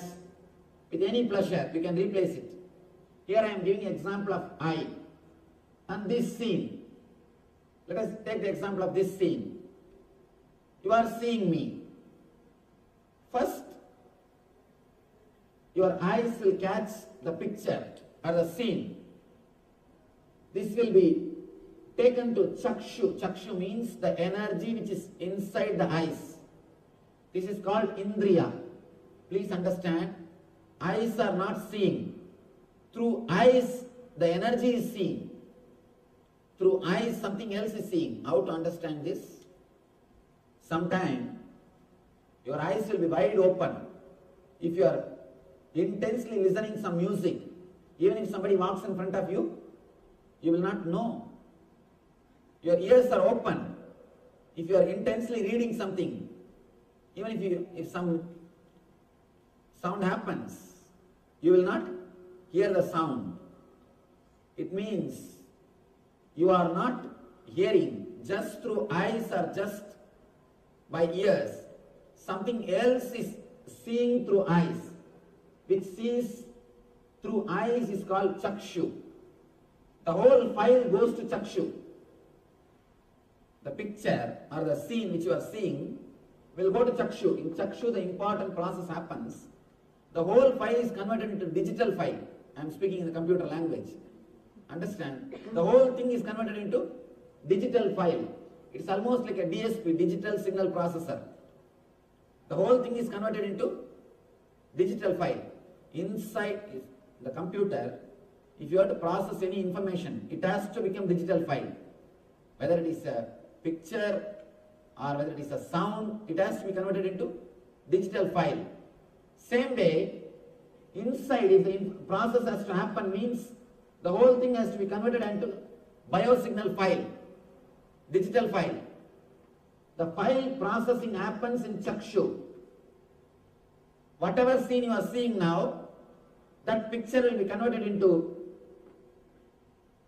digital file in chakshu. That file will now go to chitta, memory. It will go to memory. In memory, the process will start happening. What is this I am seeing? What is this in front of me? First thing in memory, you will start analyzing and negating things. This is not this. This is not this. This is not this. That na iti, that will start happening in chitta. First your mind will say, this is not a tree. This is not an animal. This is not a vehicle. This is not a rock. All these things, that na iti, that this is not, that process will happen in chitta. Once that this is not happens,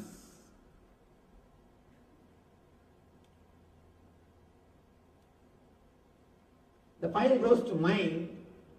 The mind starts saying, this is it, this is it. In mind, you start saying, the mind starts the identification process.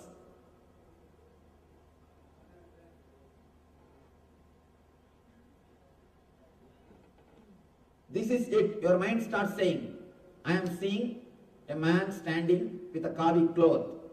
He is a Swami. He is teaching Gita. This is it. That identification will start happening in mind. Then the file goes to buddhi, your intelligence. The intelligence does the process. What is there between me and this scene? What is the connection between me and the scene? What way I am related to him? What way now I am related to this scene? Your buddhi will start analyzing with all your earlier experiences. Last 4 or 5 days I attended. It was really nice. I think it's really nice. Or if you think, no, I wasted my time yesterday itself. This is not worth. some decision your buddhi will take. Your buddhi will say, some way it will respond, whether it is right or wrong, whether you liked it or not. Some way your buddhi will give the response, and now the whole file will go to ego. According to the buddhi's signature, the buddhi will write in the file, yes or no. Buddhi will write in the file, yes or no. This is what, according to my past experience, or this is what my analysis, this is what is my decision. Whatever buddhi feels will be signed. The whole file will go to ego. Ego will deliver the command. Ego will say, if buddhi says yes, if buddhi says, I enjoyed yesterday, it was such a wonderful experience, and ego says, sit here, continue to listen, listen intensely. Ego will give a command. If buddhi says, no, yesterday itself I wasted my time, it was boring, and this is not for me. If ego says, if buddhi says, this is not for me, immediately the ego gives the command, come, let's move. There is so much of work to be done in the house. The moment ego gives the command, automatically your whole being starts executing it. This is the way you receive information, you process it, and you respond. The information comes, the processing happens, and the response is given. This is the way our senses work. Now, Krishna says an important point, an important thing. Let me now explain. Esho tada manapamanayo. For one who has conquered the mind, the super soul, Paramatma, is already reached. The eternal bliss is already achieved. For he has attained tranquility. To such a man, happiness is distress. Happiness and distress, heat and cold, honor and dishonor, all are same.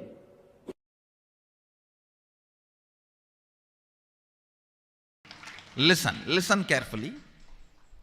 I'll not only logically establish, I'll establish it experientially.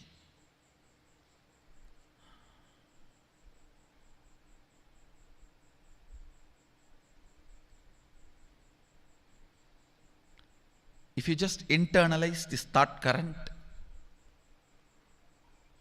you will experientially experience how all these are modifications of your own Atman, self.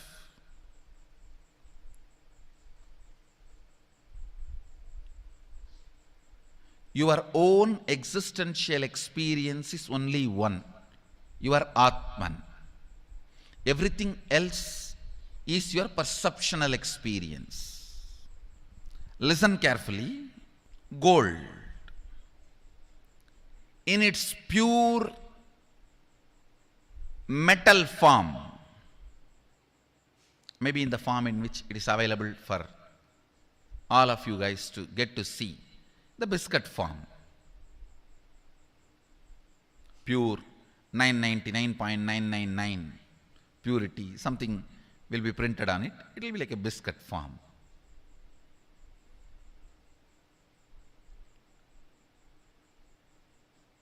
That is the existential reality, existential experience.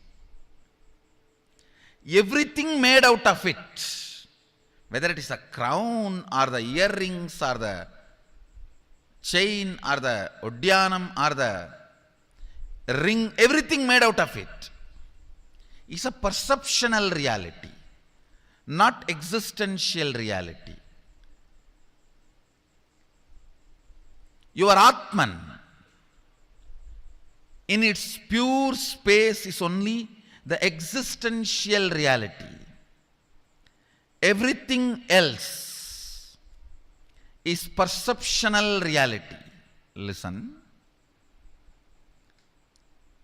Actually, this truth is like it has to be drilled into your system. Then, even in the dream, you will remember, is this perceptual reality or existential reality? If you remember in the dream, is this perceptual reality or existential reality, you will wake up. In the waking state, if you remember, is this perceptual reality or existential reality, you will be awakened.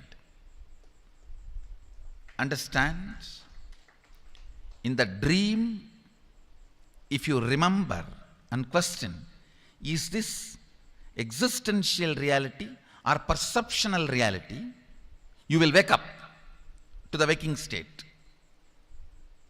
In the waking state, if you question, is this perceptual reality or existential reality, you will be awakened to the awakened state. Dream to waking up to awakening up.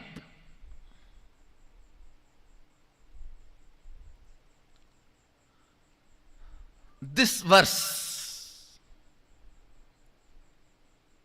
need to be chewed.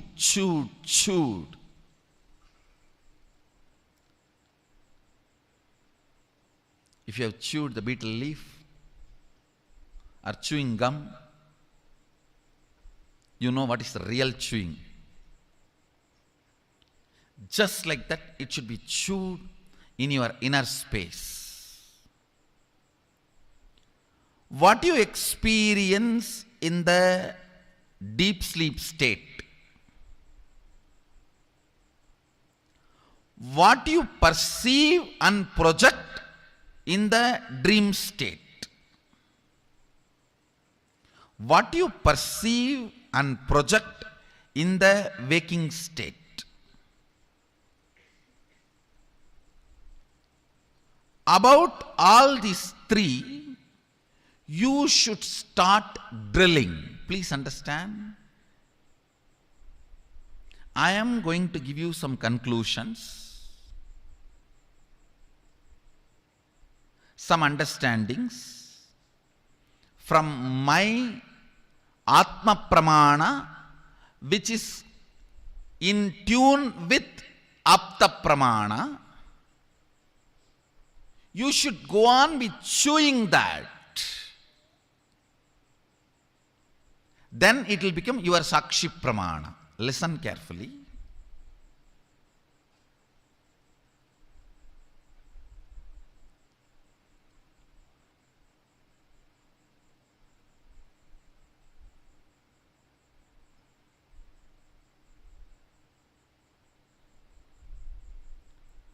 The first logical question we have is, things here look very solid. If I hit the wall, I feel the pain.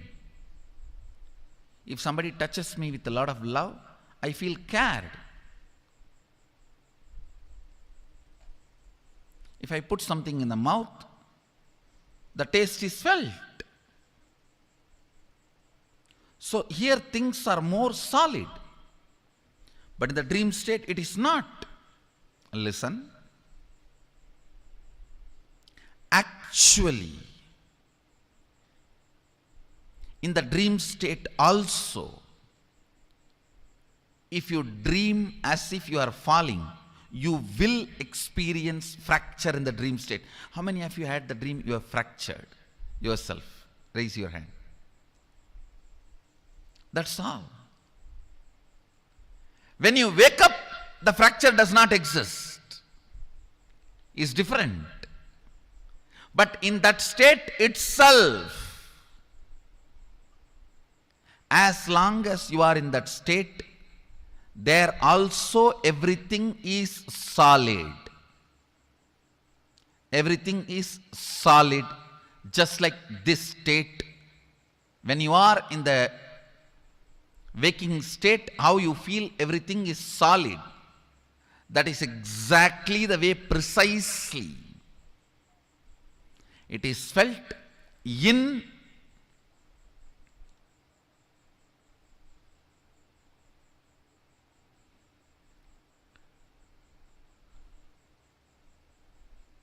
dream state also.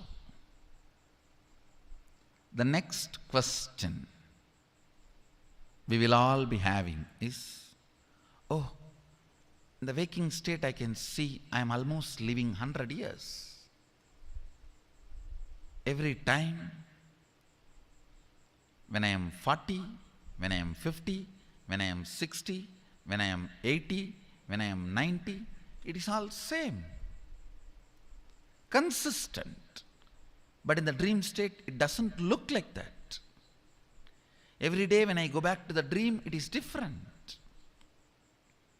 Listen carefully to understand this question. How many of you have dreamt in one night itself you are writing examination and you are getting married, then the nightmare you wake up?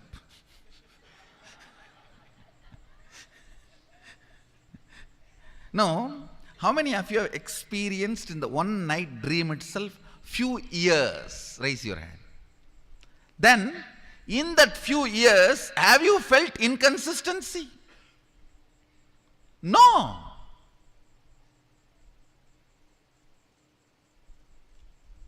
So who knows, this whole 100 years is not one night dream. Maybe you are writing examination, you are getting married, and kid, meeting the master, he roars in the dream, and you wake up. Oh, who knows? Suddenly now you may wake up and say, whole thing was dream, Swamiji. Listen, perception of time, perception of stability is not existential, it is perception, because how you feel the time looks very solid in this waking state. You feel the same way in the dream state.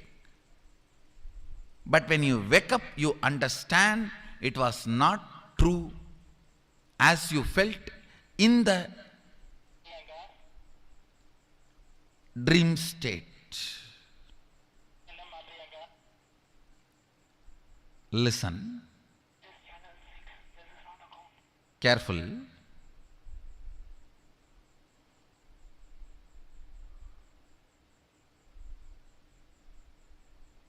When you are out of the dream state, you can see the whole dream. You can see, you saw yourself as 20, you saw yourself as 30, you saw yourself as 40, you saw yourself as 50. You can see the whole.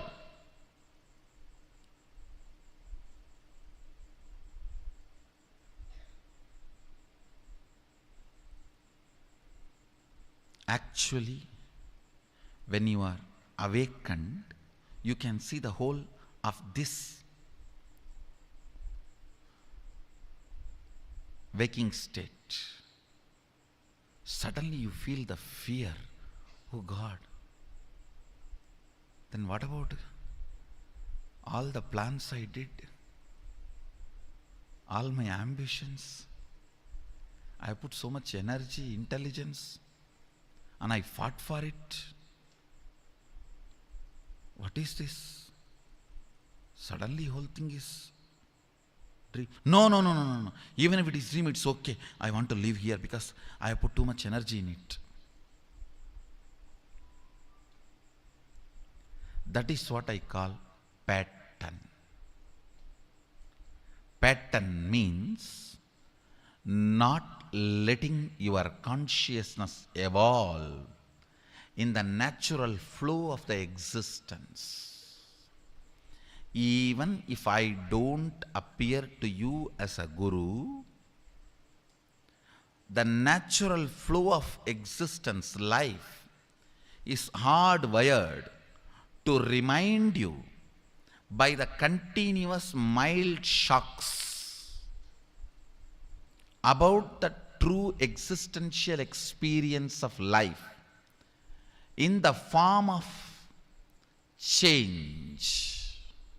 Every time when you lose a relationship or when you lose somebody near and dear one, either you lose them or you lose their love, you are reminded about the impermanence.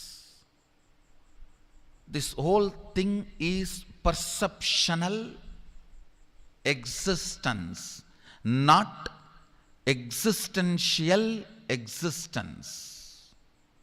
This whole thing is perceptional reality, not existential reality. Listen.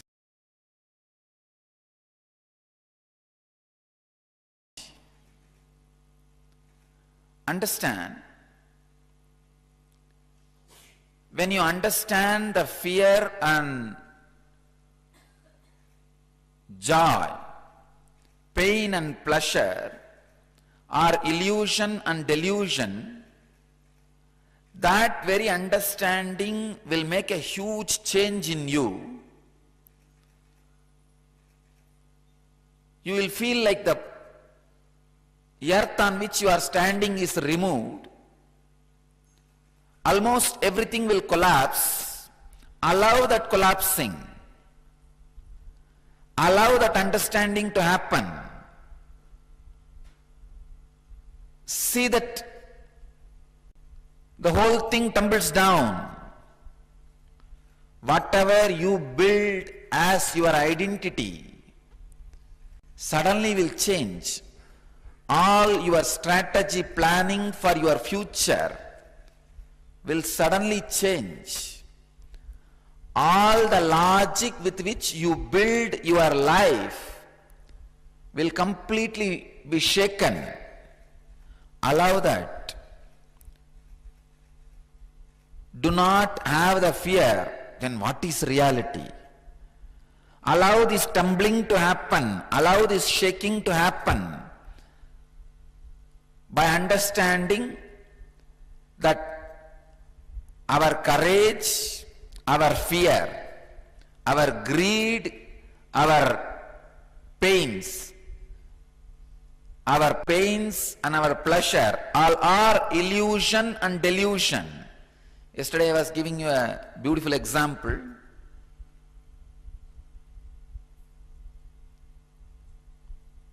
Many times life actually tests you. Life actually wants to test your stability, your understanding, your strength. But in a very foolish way, you respond and react and create whole thing as a mess. Please understand. Many times, life really tests you. Do you stand this fear, which is delusion? Do you stand this greed, which is illusion? Or are you going to react in a foolish way and create bigger problems, bigger mess?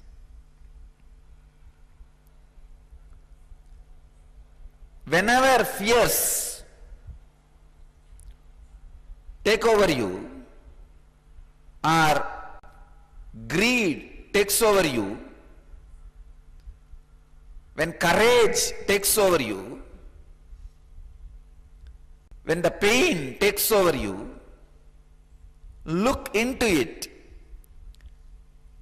What is the percentage of it is real and what is the percentage of it is illusory or delusory? As I told you yesterday, I am coining a new word, delusory. It may not be in the Oxford dictionary. Let's add in our dictionary. See what is the percentage of it is contributed by the illusions and delusions, and what is the percentage can be attributed to the real incident may not happen in your life. Let me give you a story. I have a story for you. The FBI had an opening for an assassin, so they started interviewing people.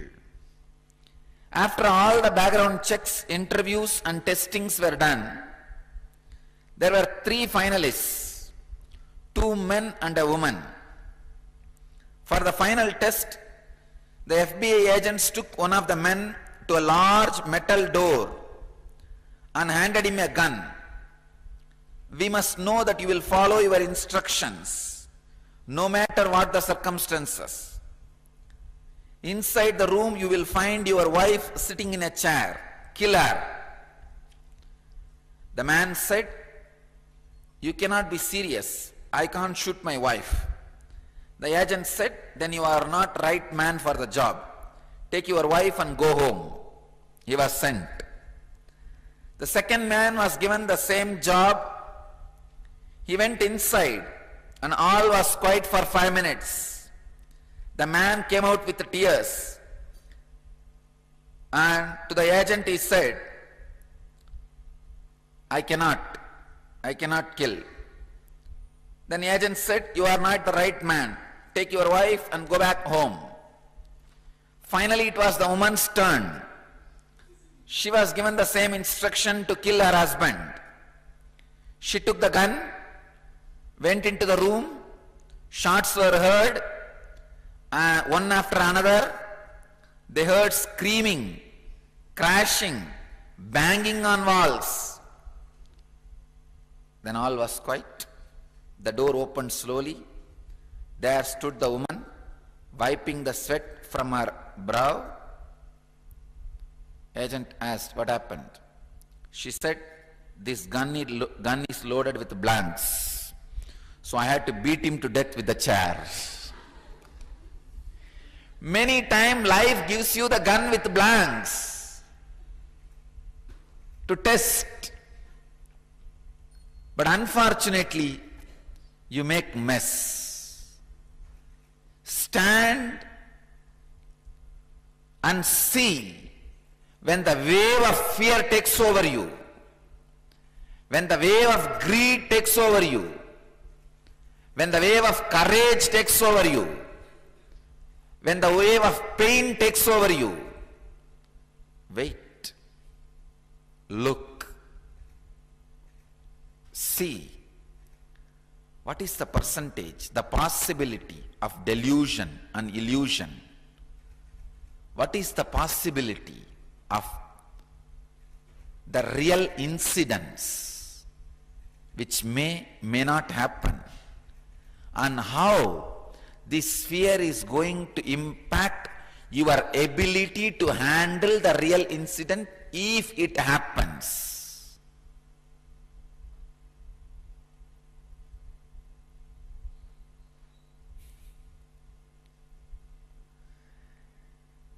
The ability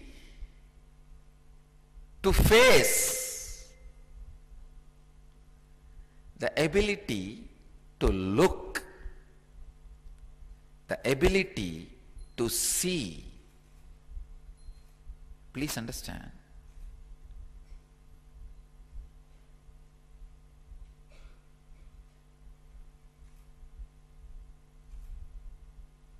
Ability to look without being bothered what is reality. Please understand, the moment you have the fear, the questioner, the fear which this questioner is having, what is reality, Swamiji?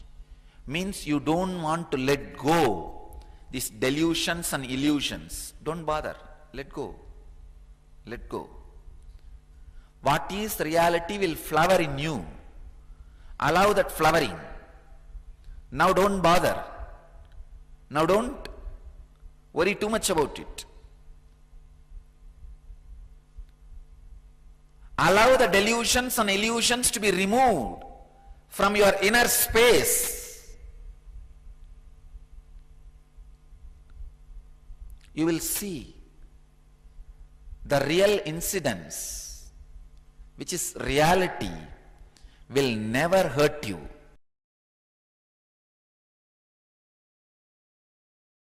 Live enlightenment now. That's enough. See, you are awakened. Early morning you wake up.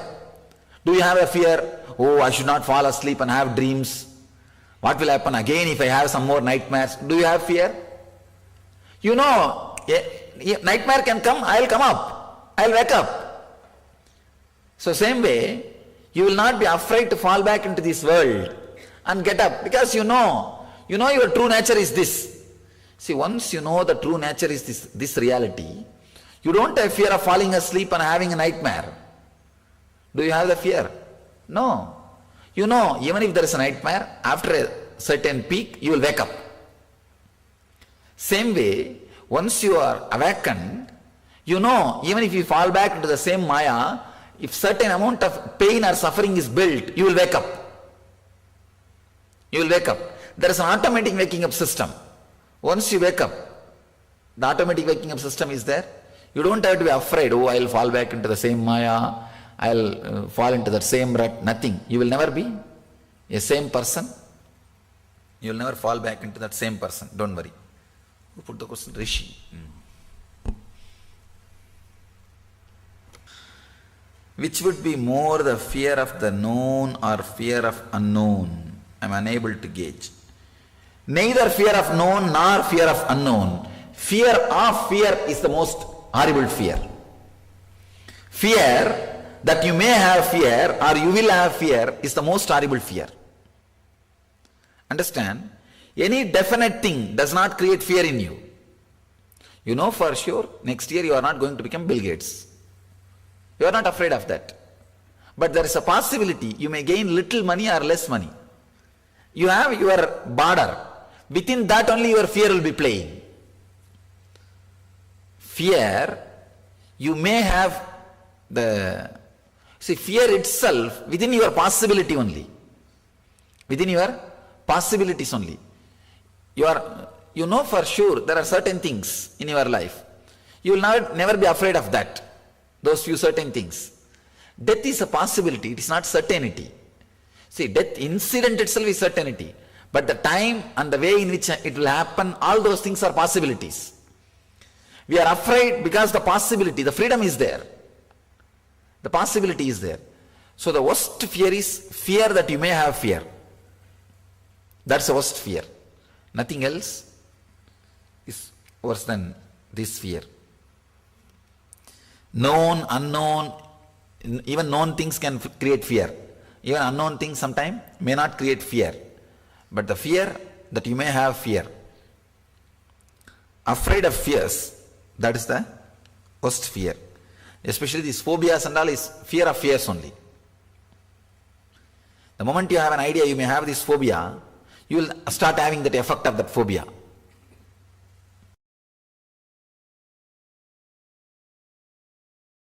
Even if you live with them, you are liberated.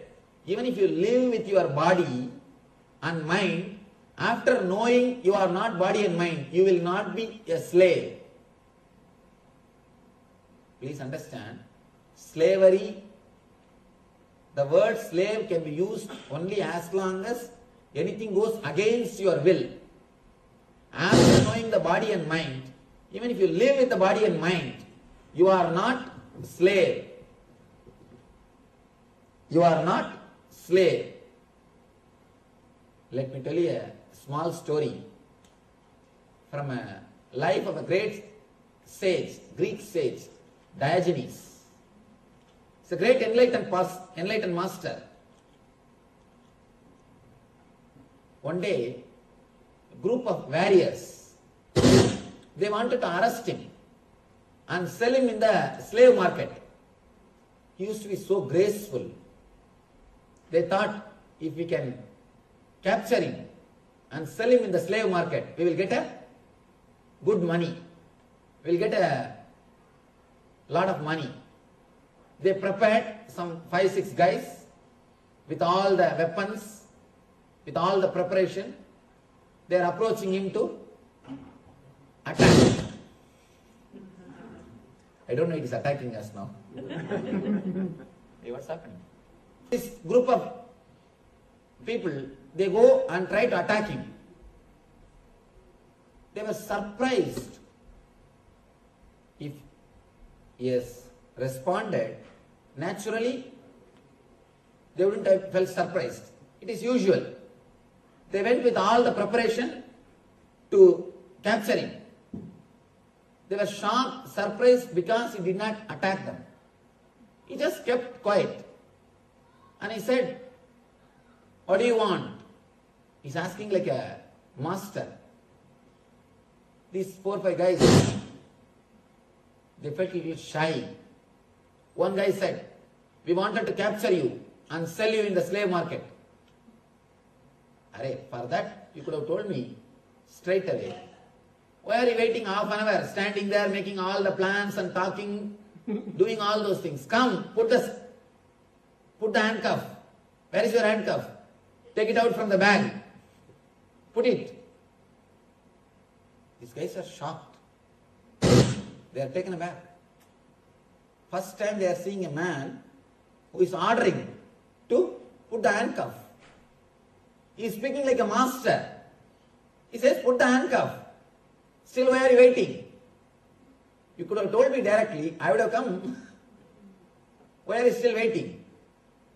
And finally, somehow they took out the handcuff and put in his hand. And then the other end in their hand. They tied in their hands. He said, "Don't you believe me? I am myself telling you to put the handcuff. Why are you tying with your hand? Come, let's go. Where you want to sell me, take. But be very clear, don't run away from me. Don't run away from me." This people who have caught him, they are now little frightened. They are not able to understand what is going on. They are not able to understand what is happening. And slowly, they started feeling small.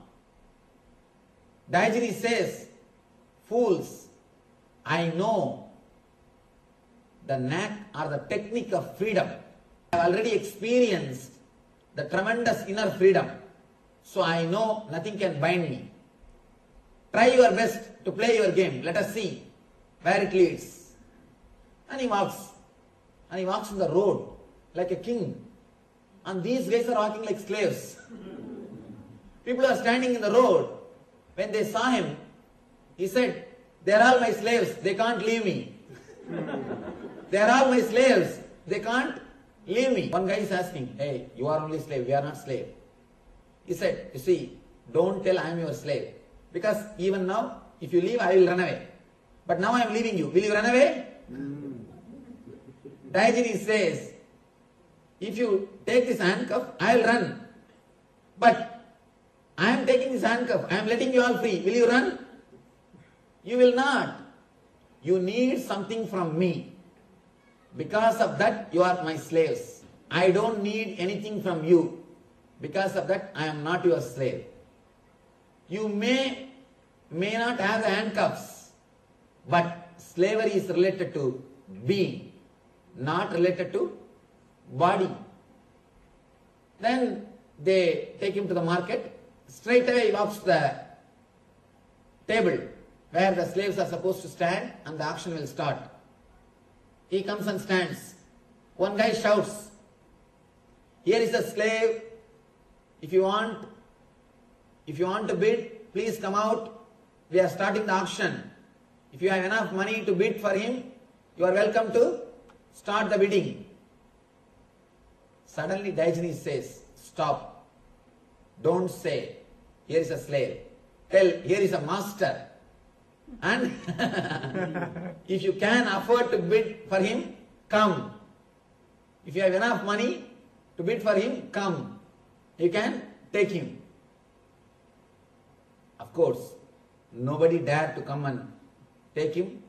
And naturally, after 3 days, these guys, they felt, why unnecessarily feeding and taking care of him? And nobody is going to take him. Let us at least let him free. So automatically, they got frightened and they thought, if we sit here continuously, at some point, he may sell us and he may convince us and he may sell us. We don't know what this guy will do and we don't know about him. So they left him and ran away. Of course, the story is a story, but the truth behind the story, the idea behind the story, as we understood, once you understand you are not the body and mind, nothing can enslave you. You can never become a slave. Even slavery cannot enslave you. Slavery can enslave you as long as you are not ready to cooperate the slavery. Please understand, it's a very subtle point. If you understand you are beyond body and mind, if somebody tries to enslave you, you will not resist. When you don't resist, you will never be slave. Anything which goes against your will only can enslave you. Here, you are in a totally different space, you are totally different consciousness, and nothing can go against your will. And you will never have a will which can make you feel like a slave. And you will be just flowing with the river. You will be just flowing with the current. You will disappear into the divine. So nothing like slavery can happen to you. Your very consciousness will be beyond slavery. Your very being will be beyond slavery. And nothing can enslave you. That's the reason here Krishna teaches you the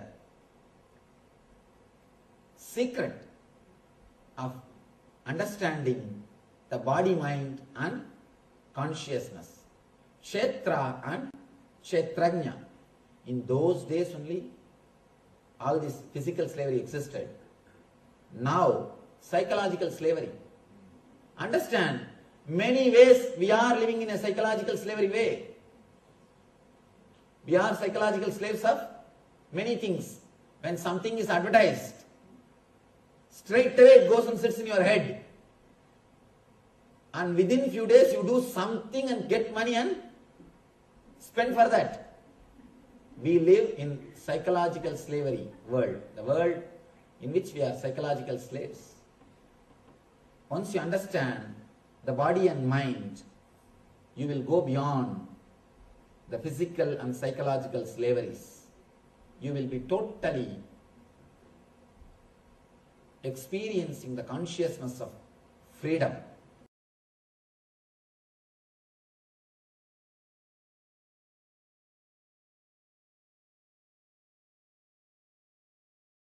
There are different levels from which you can operate the body.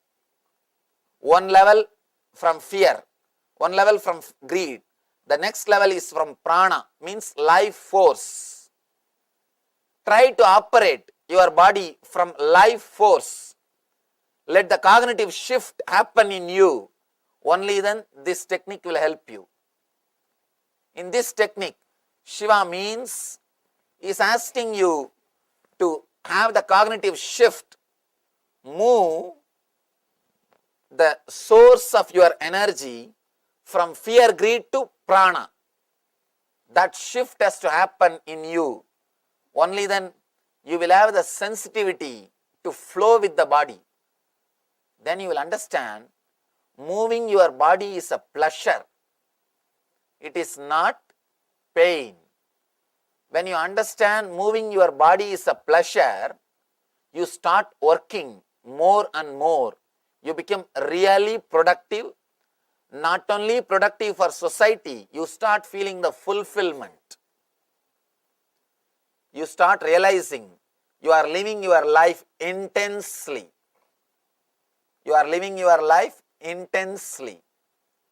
In India, I have seen, especially in the villages, elders, they feel pride. They don't feel they are unwanted. Still I have seen 80, 90 years elders, they don't feel they are unwanted.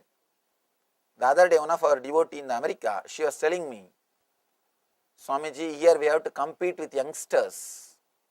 Whether it is job or anything, we have to compete with youngsters.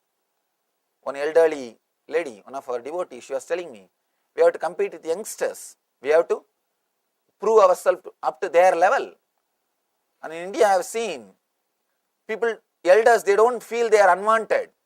They feel they are respected. And not only that, they feel a tremendous pride and grace because they lived their life intensely.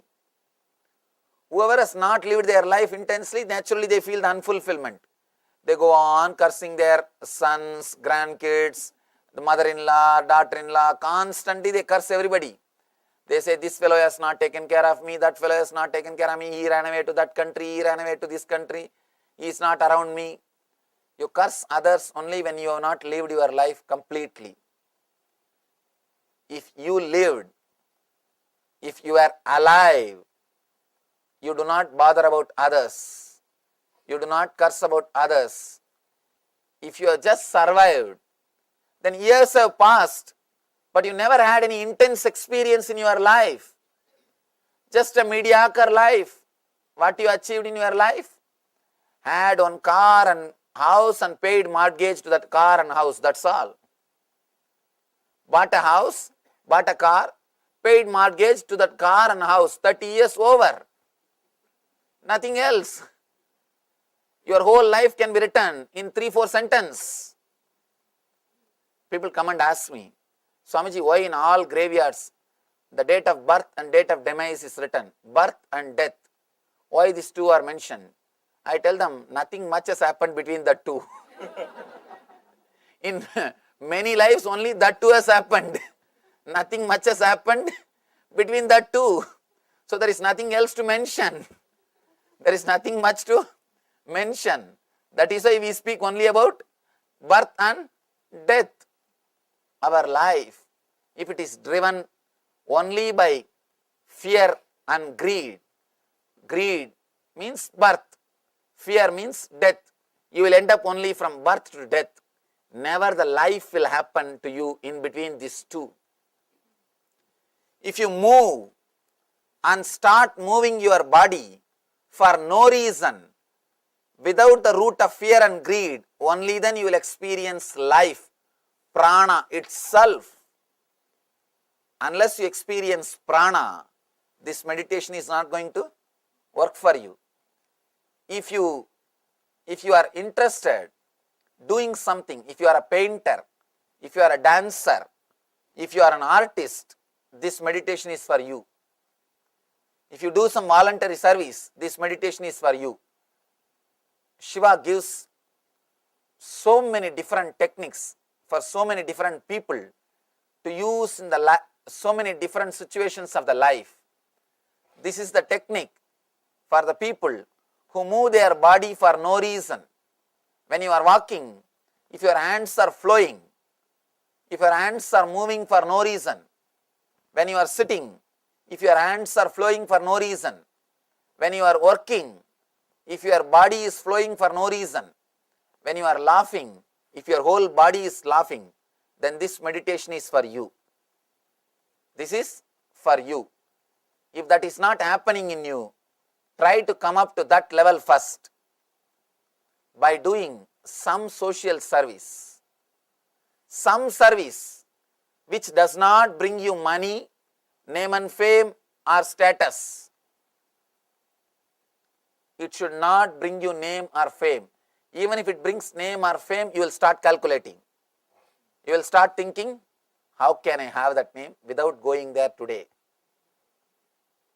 How can I do that without going there today? We will start becoming intelligent. We will start becoming calculative.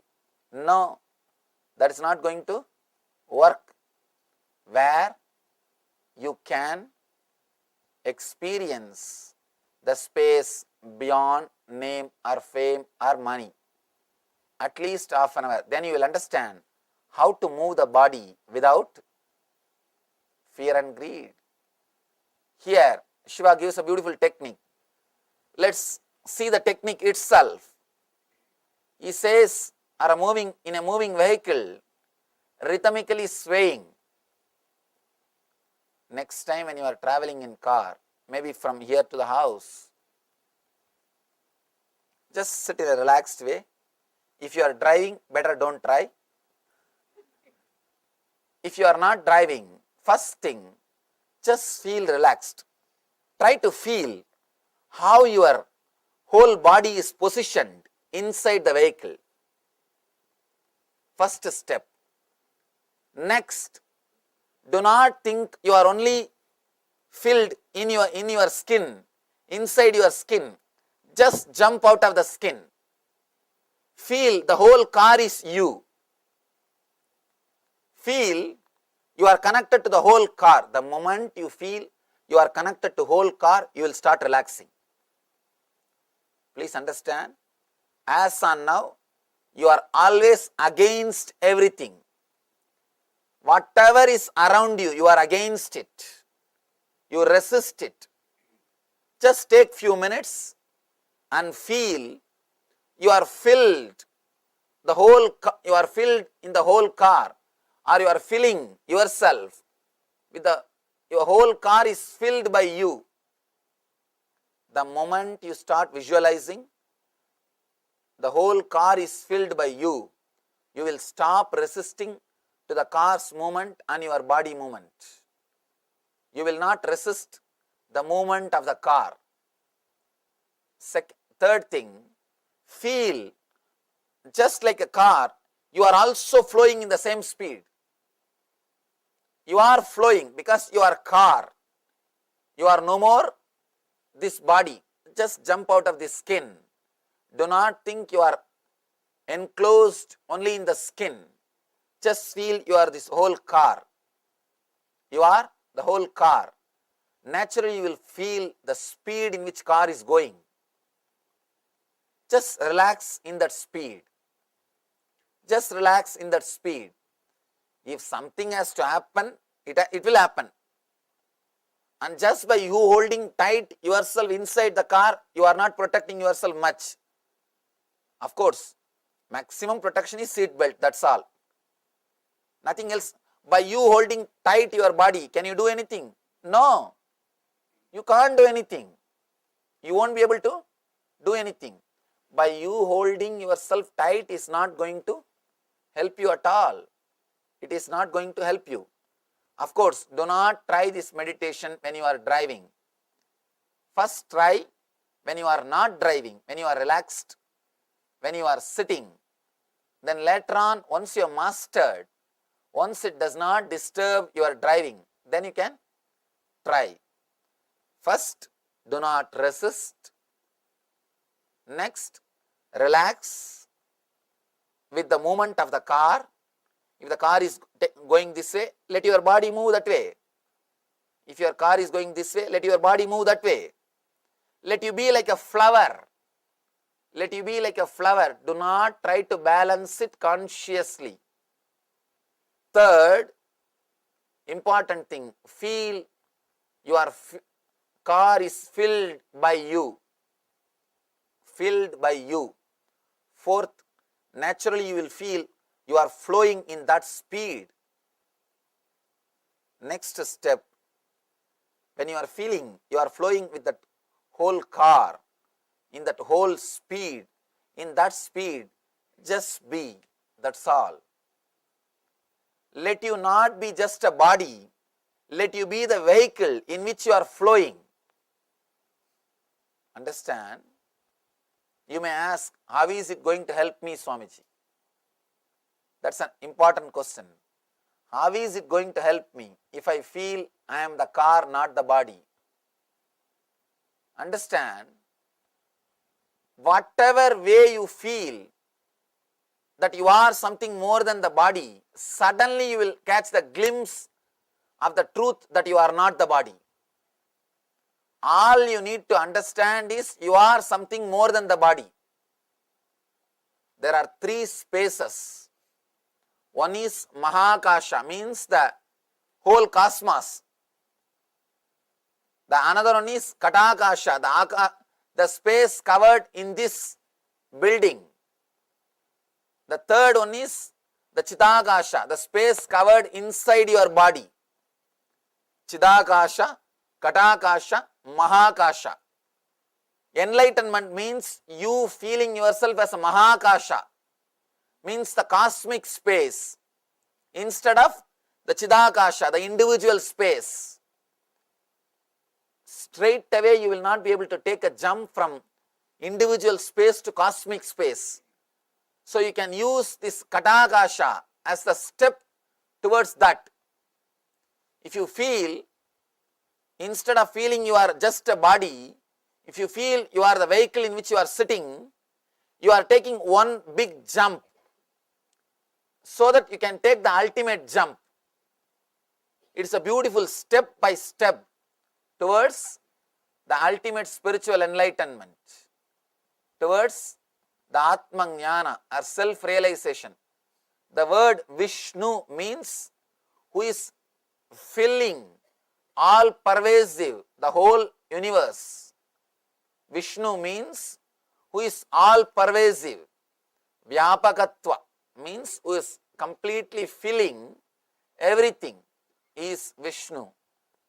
To experience Vishnu, you cannot straight away take the jump into that cosmic energy. First you need to take a jump into the Kadakasha. Then you can take a jump into Mahakasha. From Chidakasha, individual space, to the Katakasha, the space in which you are staying, then to Mahakasha, the space which is cosmic energy.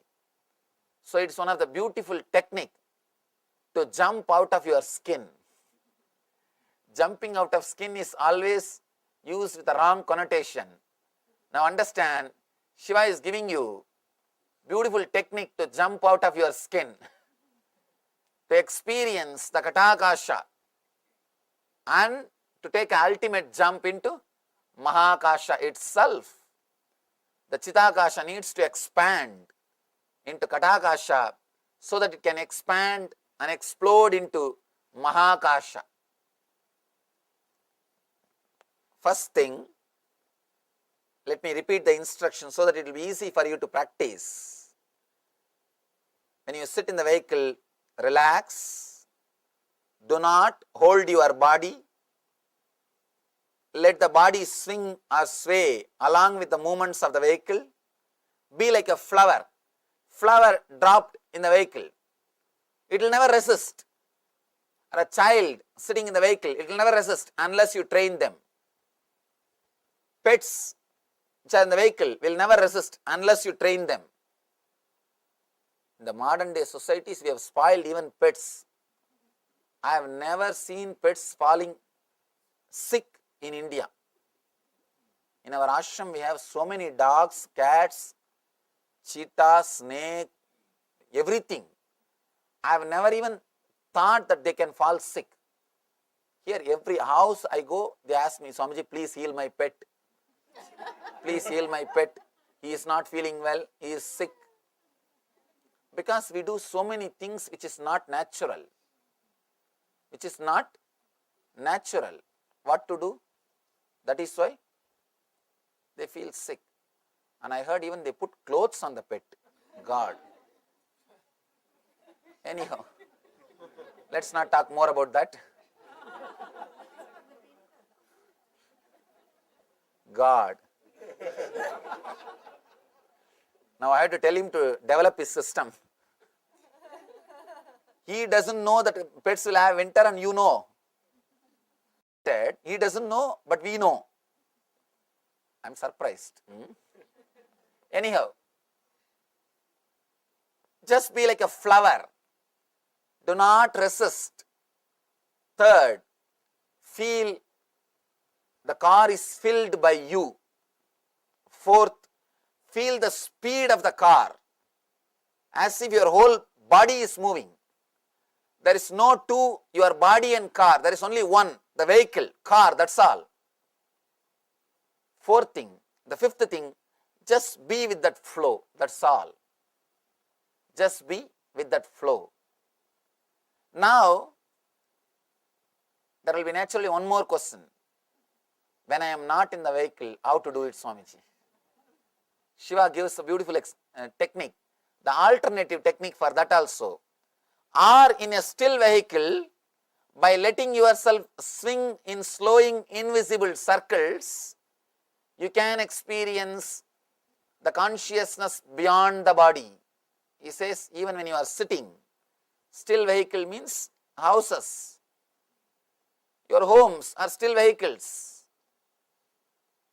Even sitting here, by allowing the body to move or swing with its own way, invisible circles means there is a slight movement always happening in our body.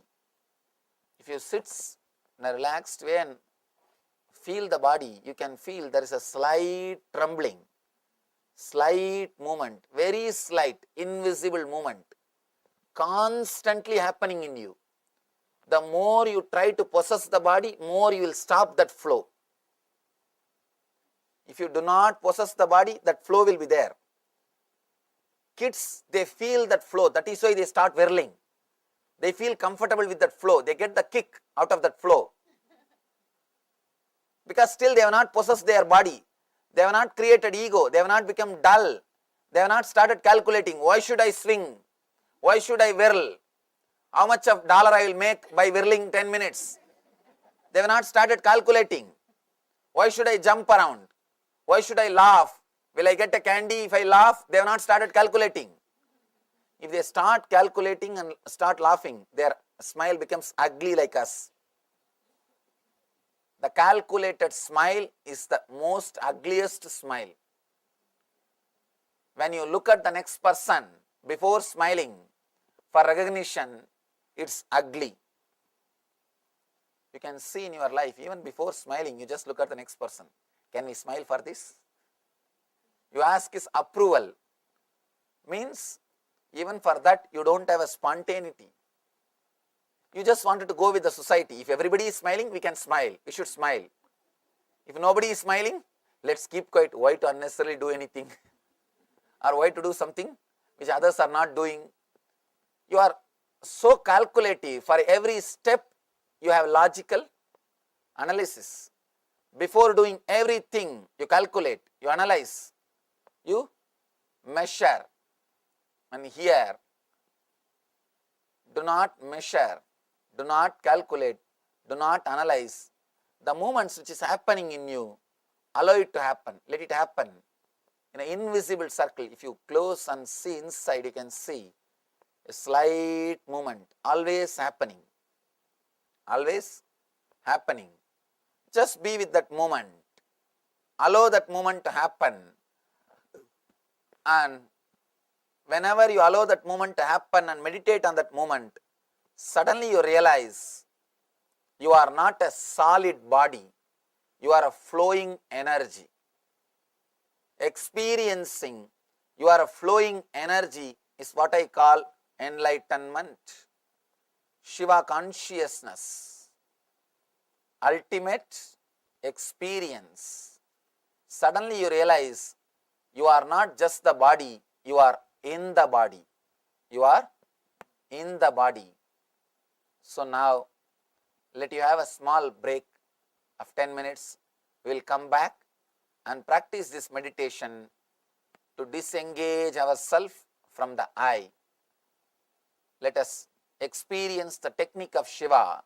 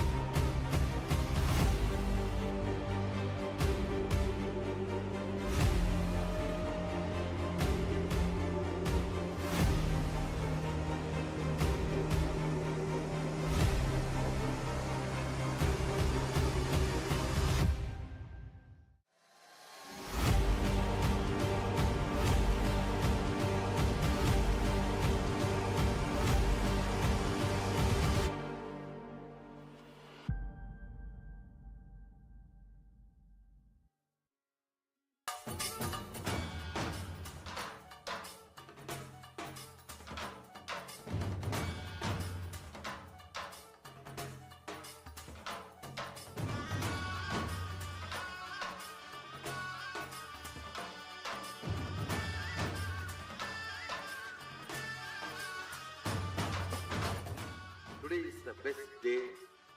Sadashiva appears for Brahma and Vishnu early morning in the form of light shaft. Means the consciousness which is beyond time and space enters into time and space. Sadashiva declares, let me become many to celebrate myself. So morning, we celebrate he becoming many. You can see every deity, every god, we go and light the lamp. So each, the Sadashiva himself becomes many. So whole campus we went round. It was such high energy. So again the many becomes one. Not only spiritually, even socially, this celebration forms a very important part of my life, because this is the only celebration I enjoyed from my birth, at least in this body.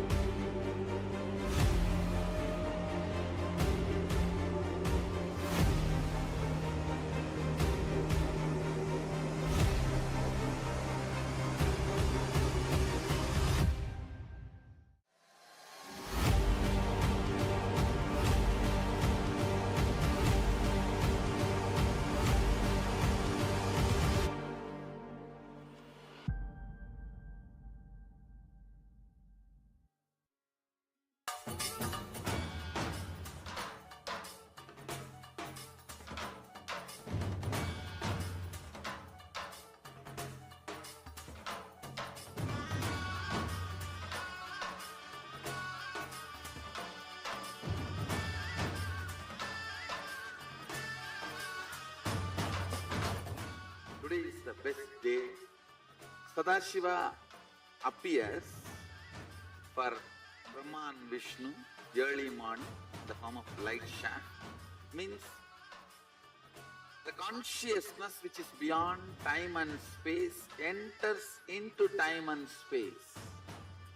Sadashiva declares, let me become many to celebrate myself.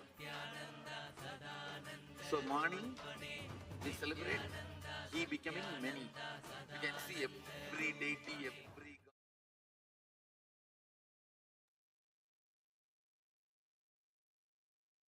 Yes. We have learned about Swamiji to learn from Swamiji how to go beyond body and mind. I hope you all enjoyed the powerful meditation. So let us now internalize on this very principle. Once you understand the body and mind, we'll go beyond both the physical and psychological slaveries. You will totally experience the consciousness of freedom. When one experiences the expansion of joy, of savory, arising from the pleasure of sweet eating or drinking, one should consciously bring the restful awareness at that perfect space of bliss and become the taste of the food. Then there happens the supreme bliss, the state of Sadashiva, which is explained in Vijnana Bhairava Tantra, Sutra 72. Krishna says an important point for one who has achieved the supreme bliss. For him, happiness and distress, heat and cold, honor and dishonor are the same. The ability to face, the ability to look, the ability to see, ability to look without being bothered what is reality. Understand? If you actually know what is not you, the moment you know what is not you, you are liberated.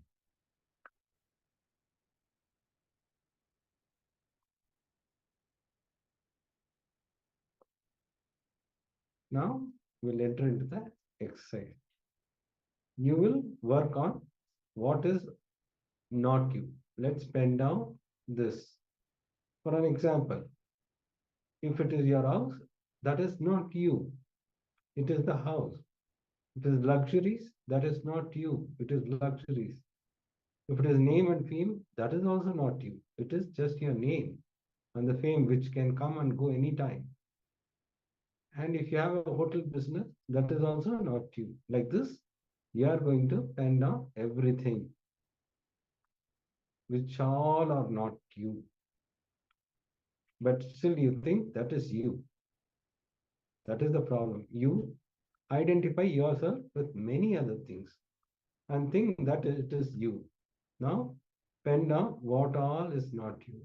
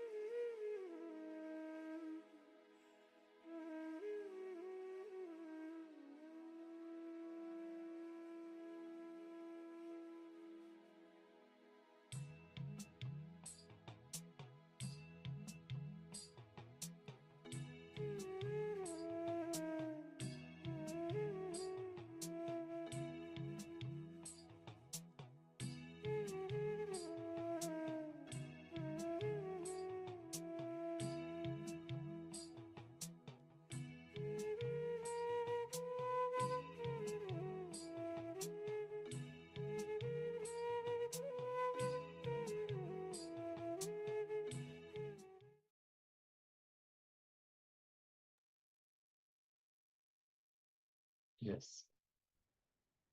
If you can disengage yourself from all those things who are not you, you are liberated. Because we identify ourselves with so many things which are not us.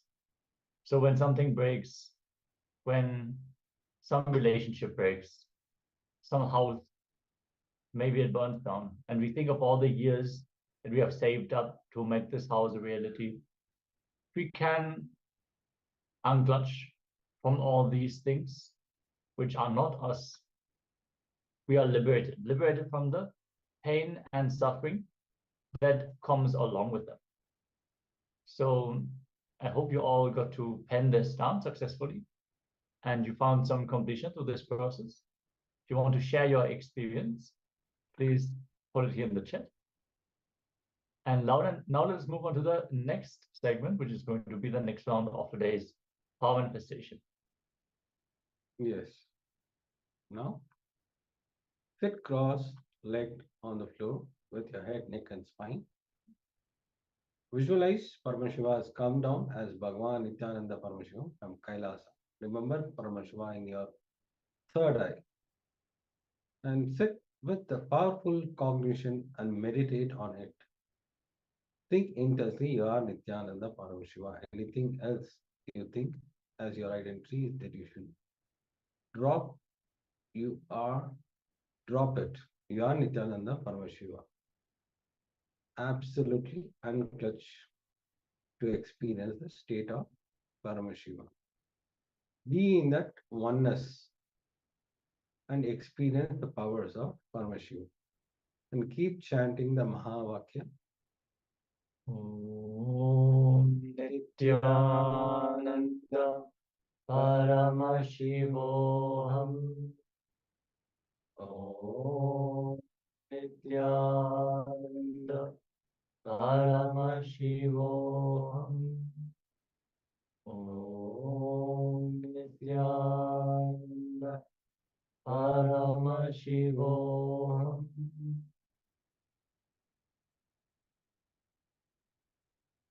Today, you are going to manifest page number 425 of the Guaranteed Solution book. Begin verbalizing whatever is being revealed through the third eye. We'll give you some time.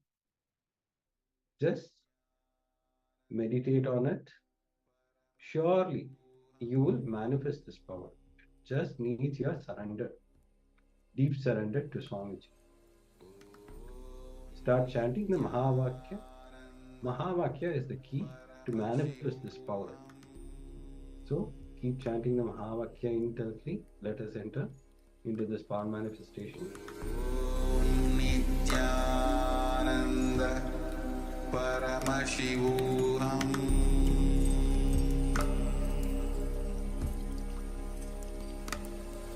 Om Nithyananda Paramashivoham.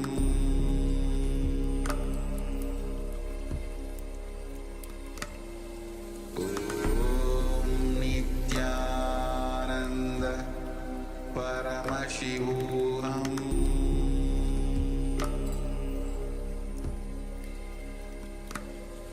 Om Nithyananda Paramashivoham.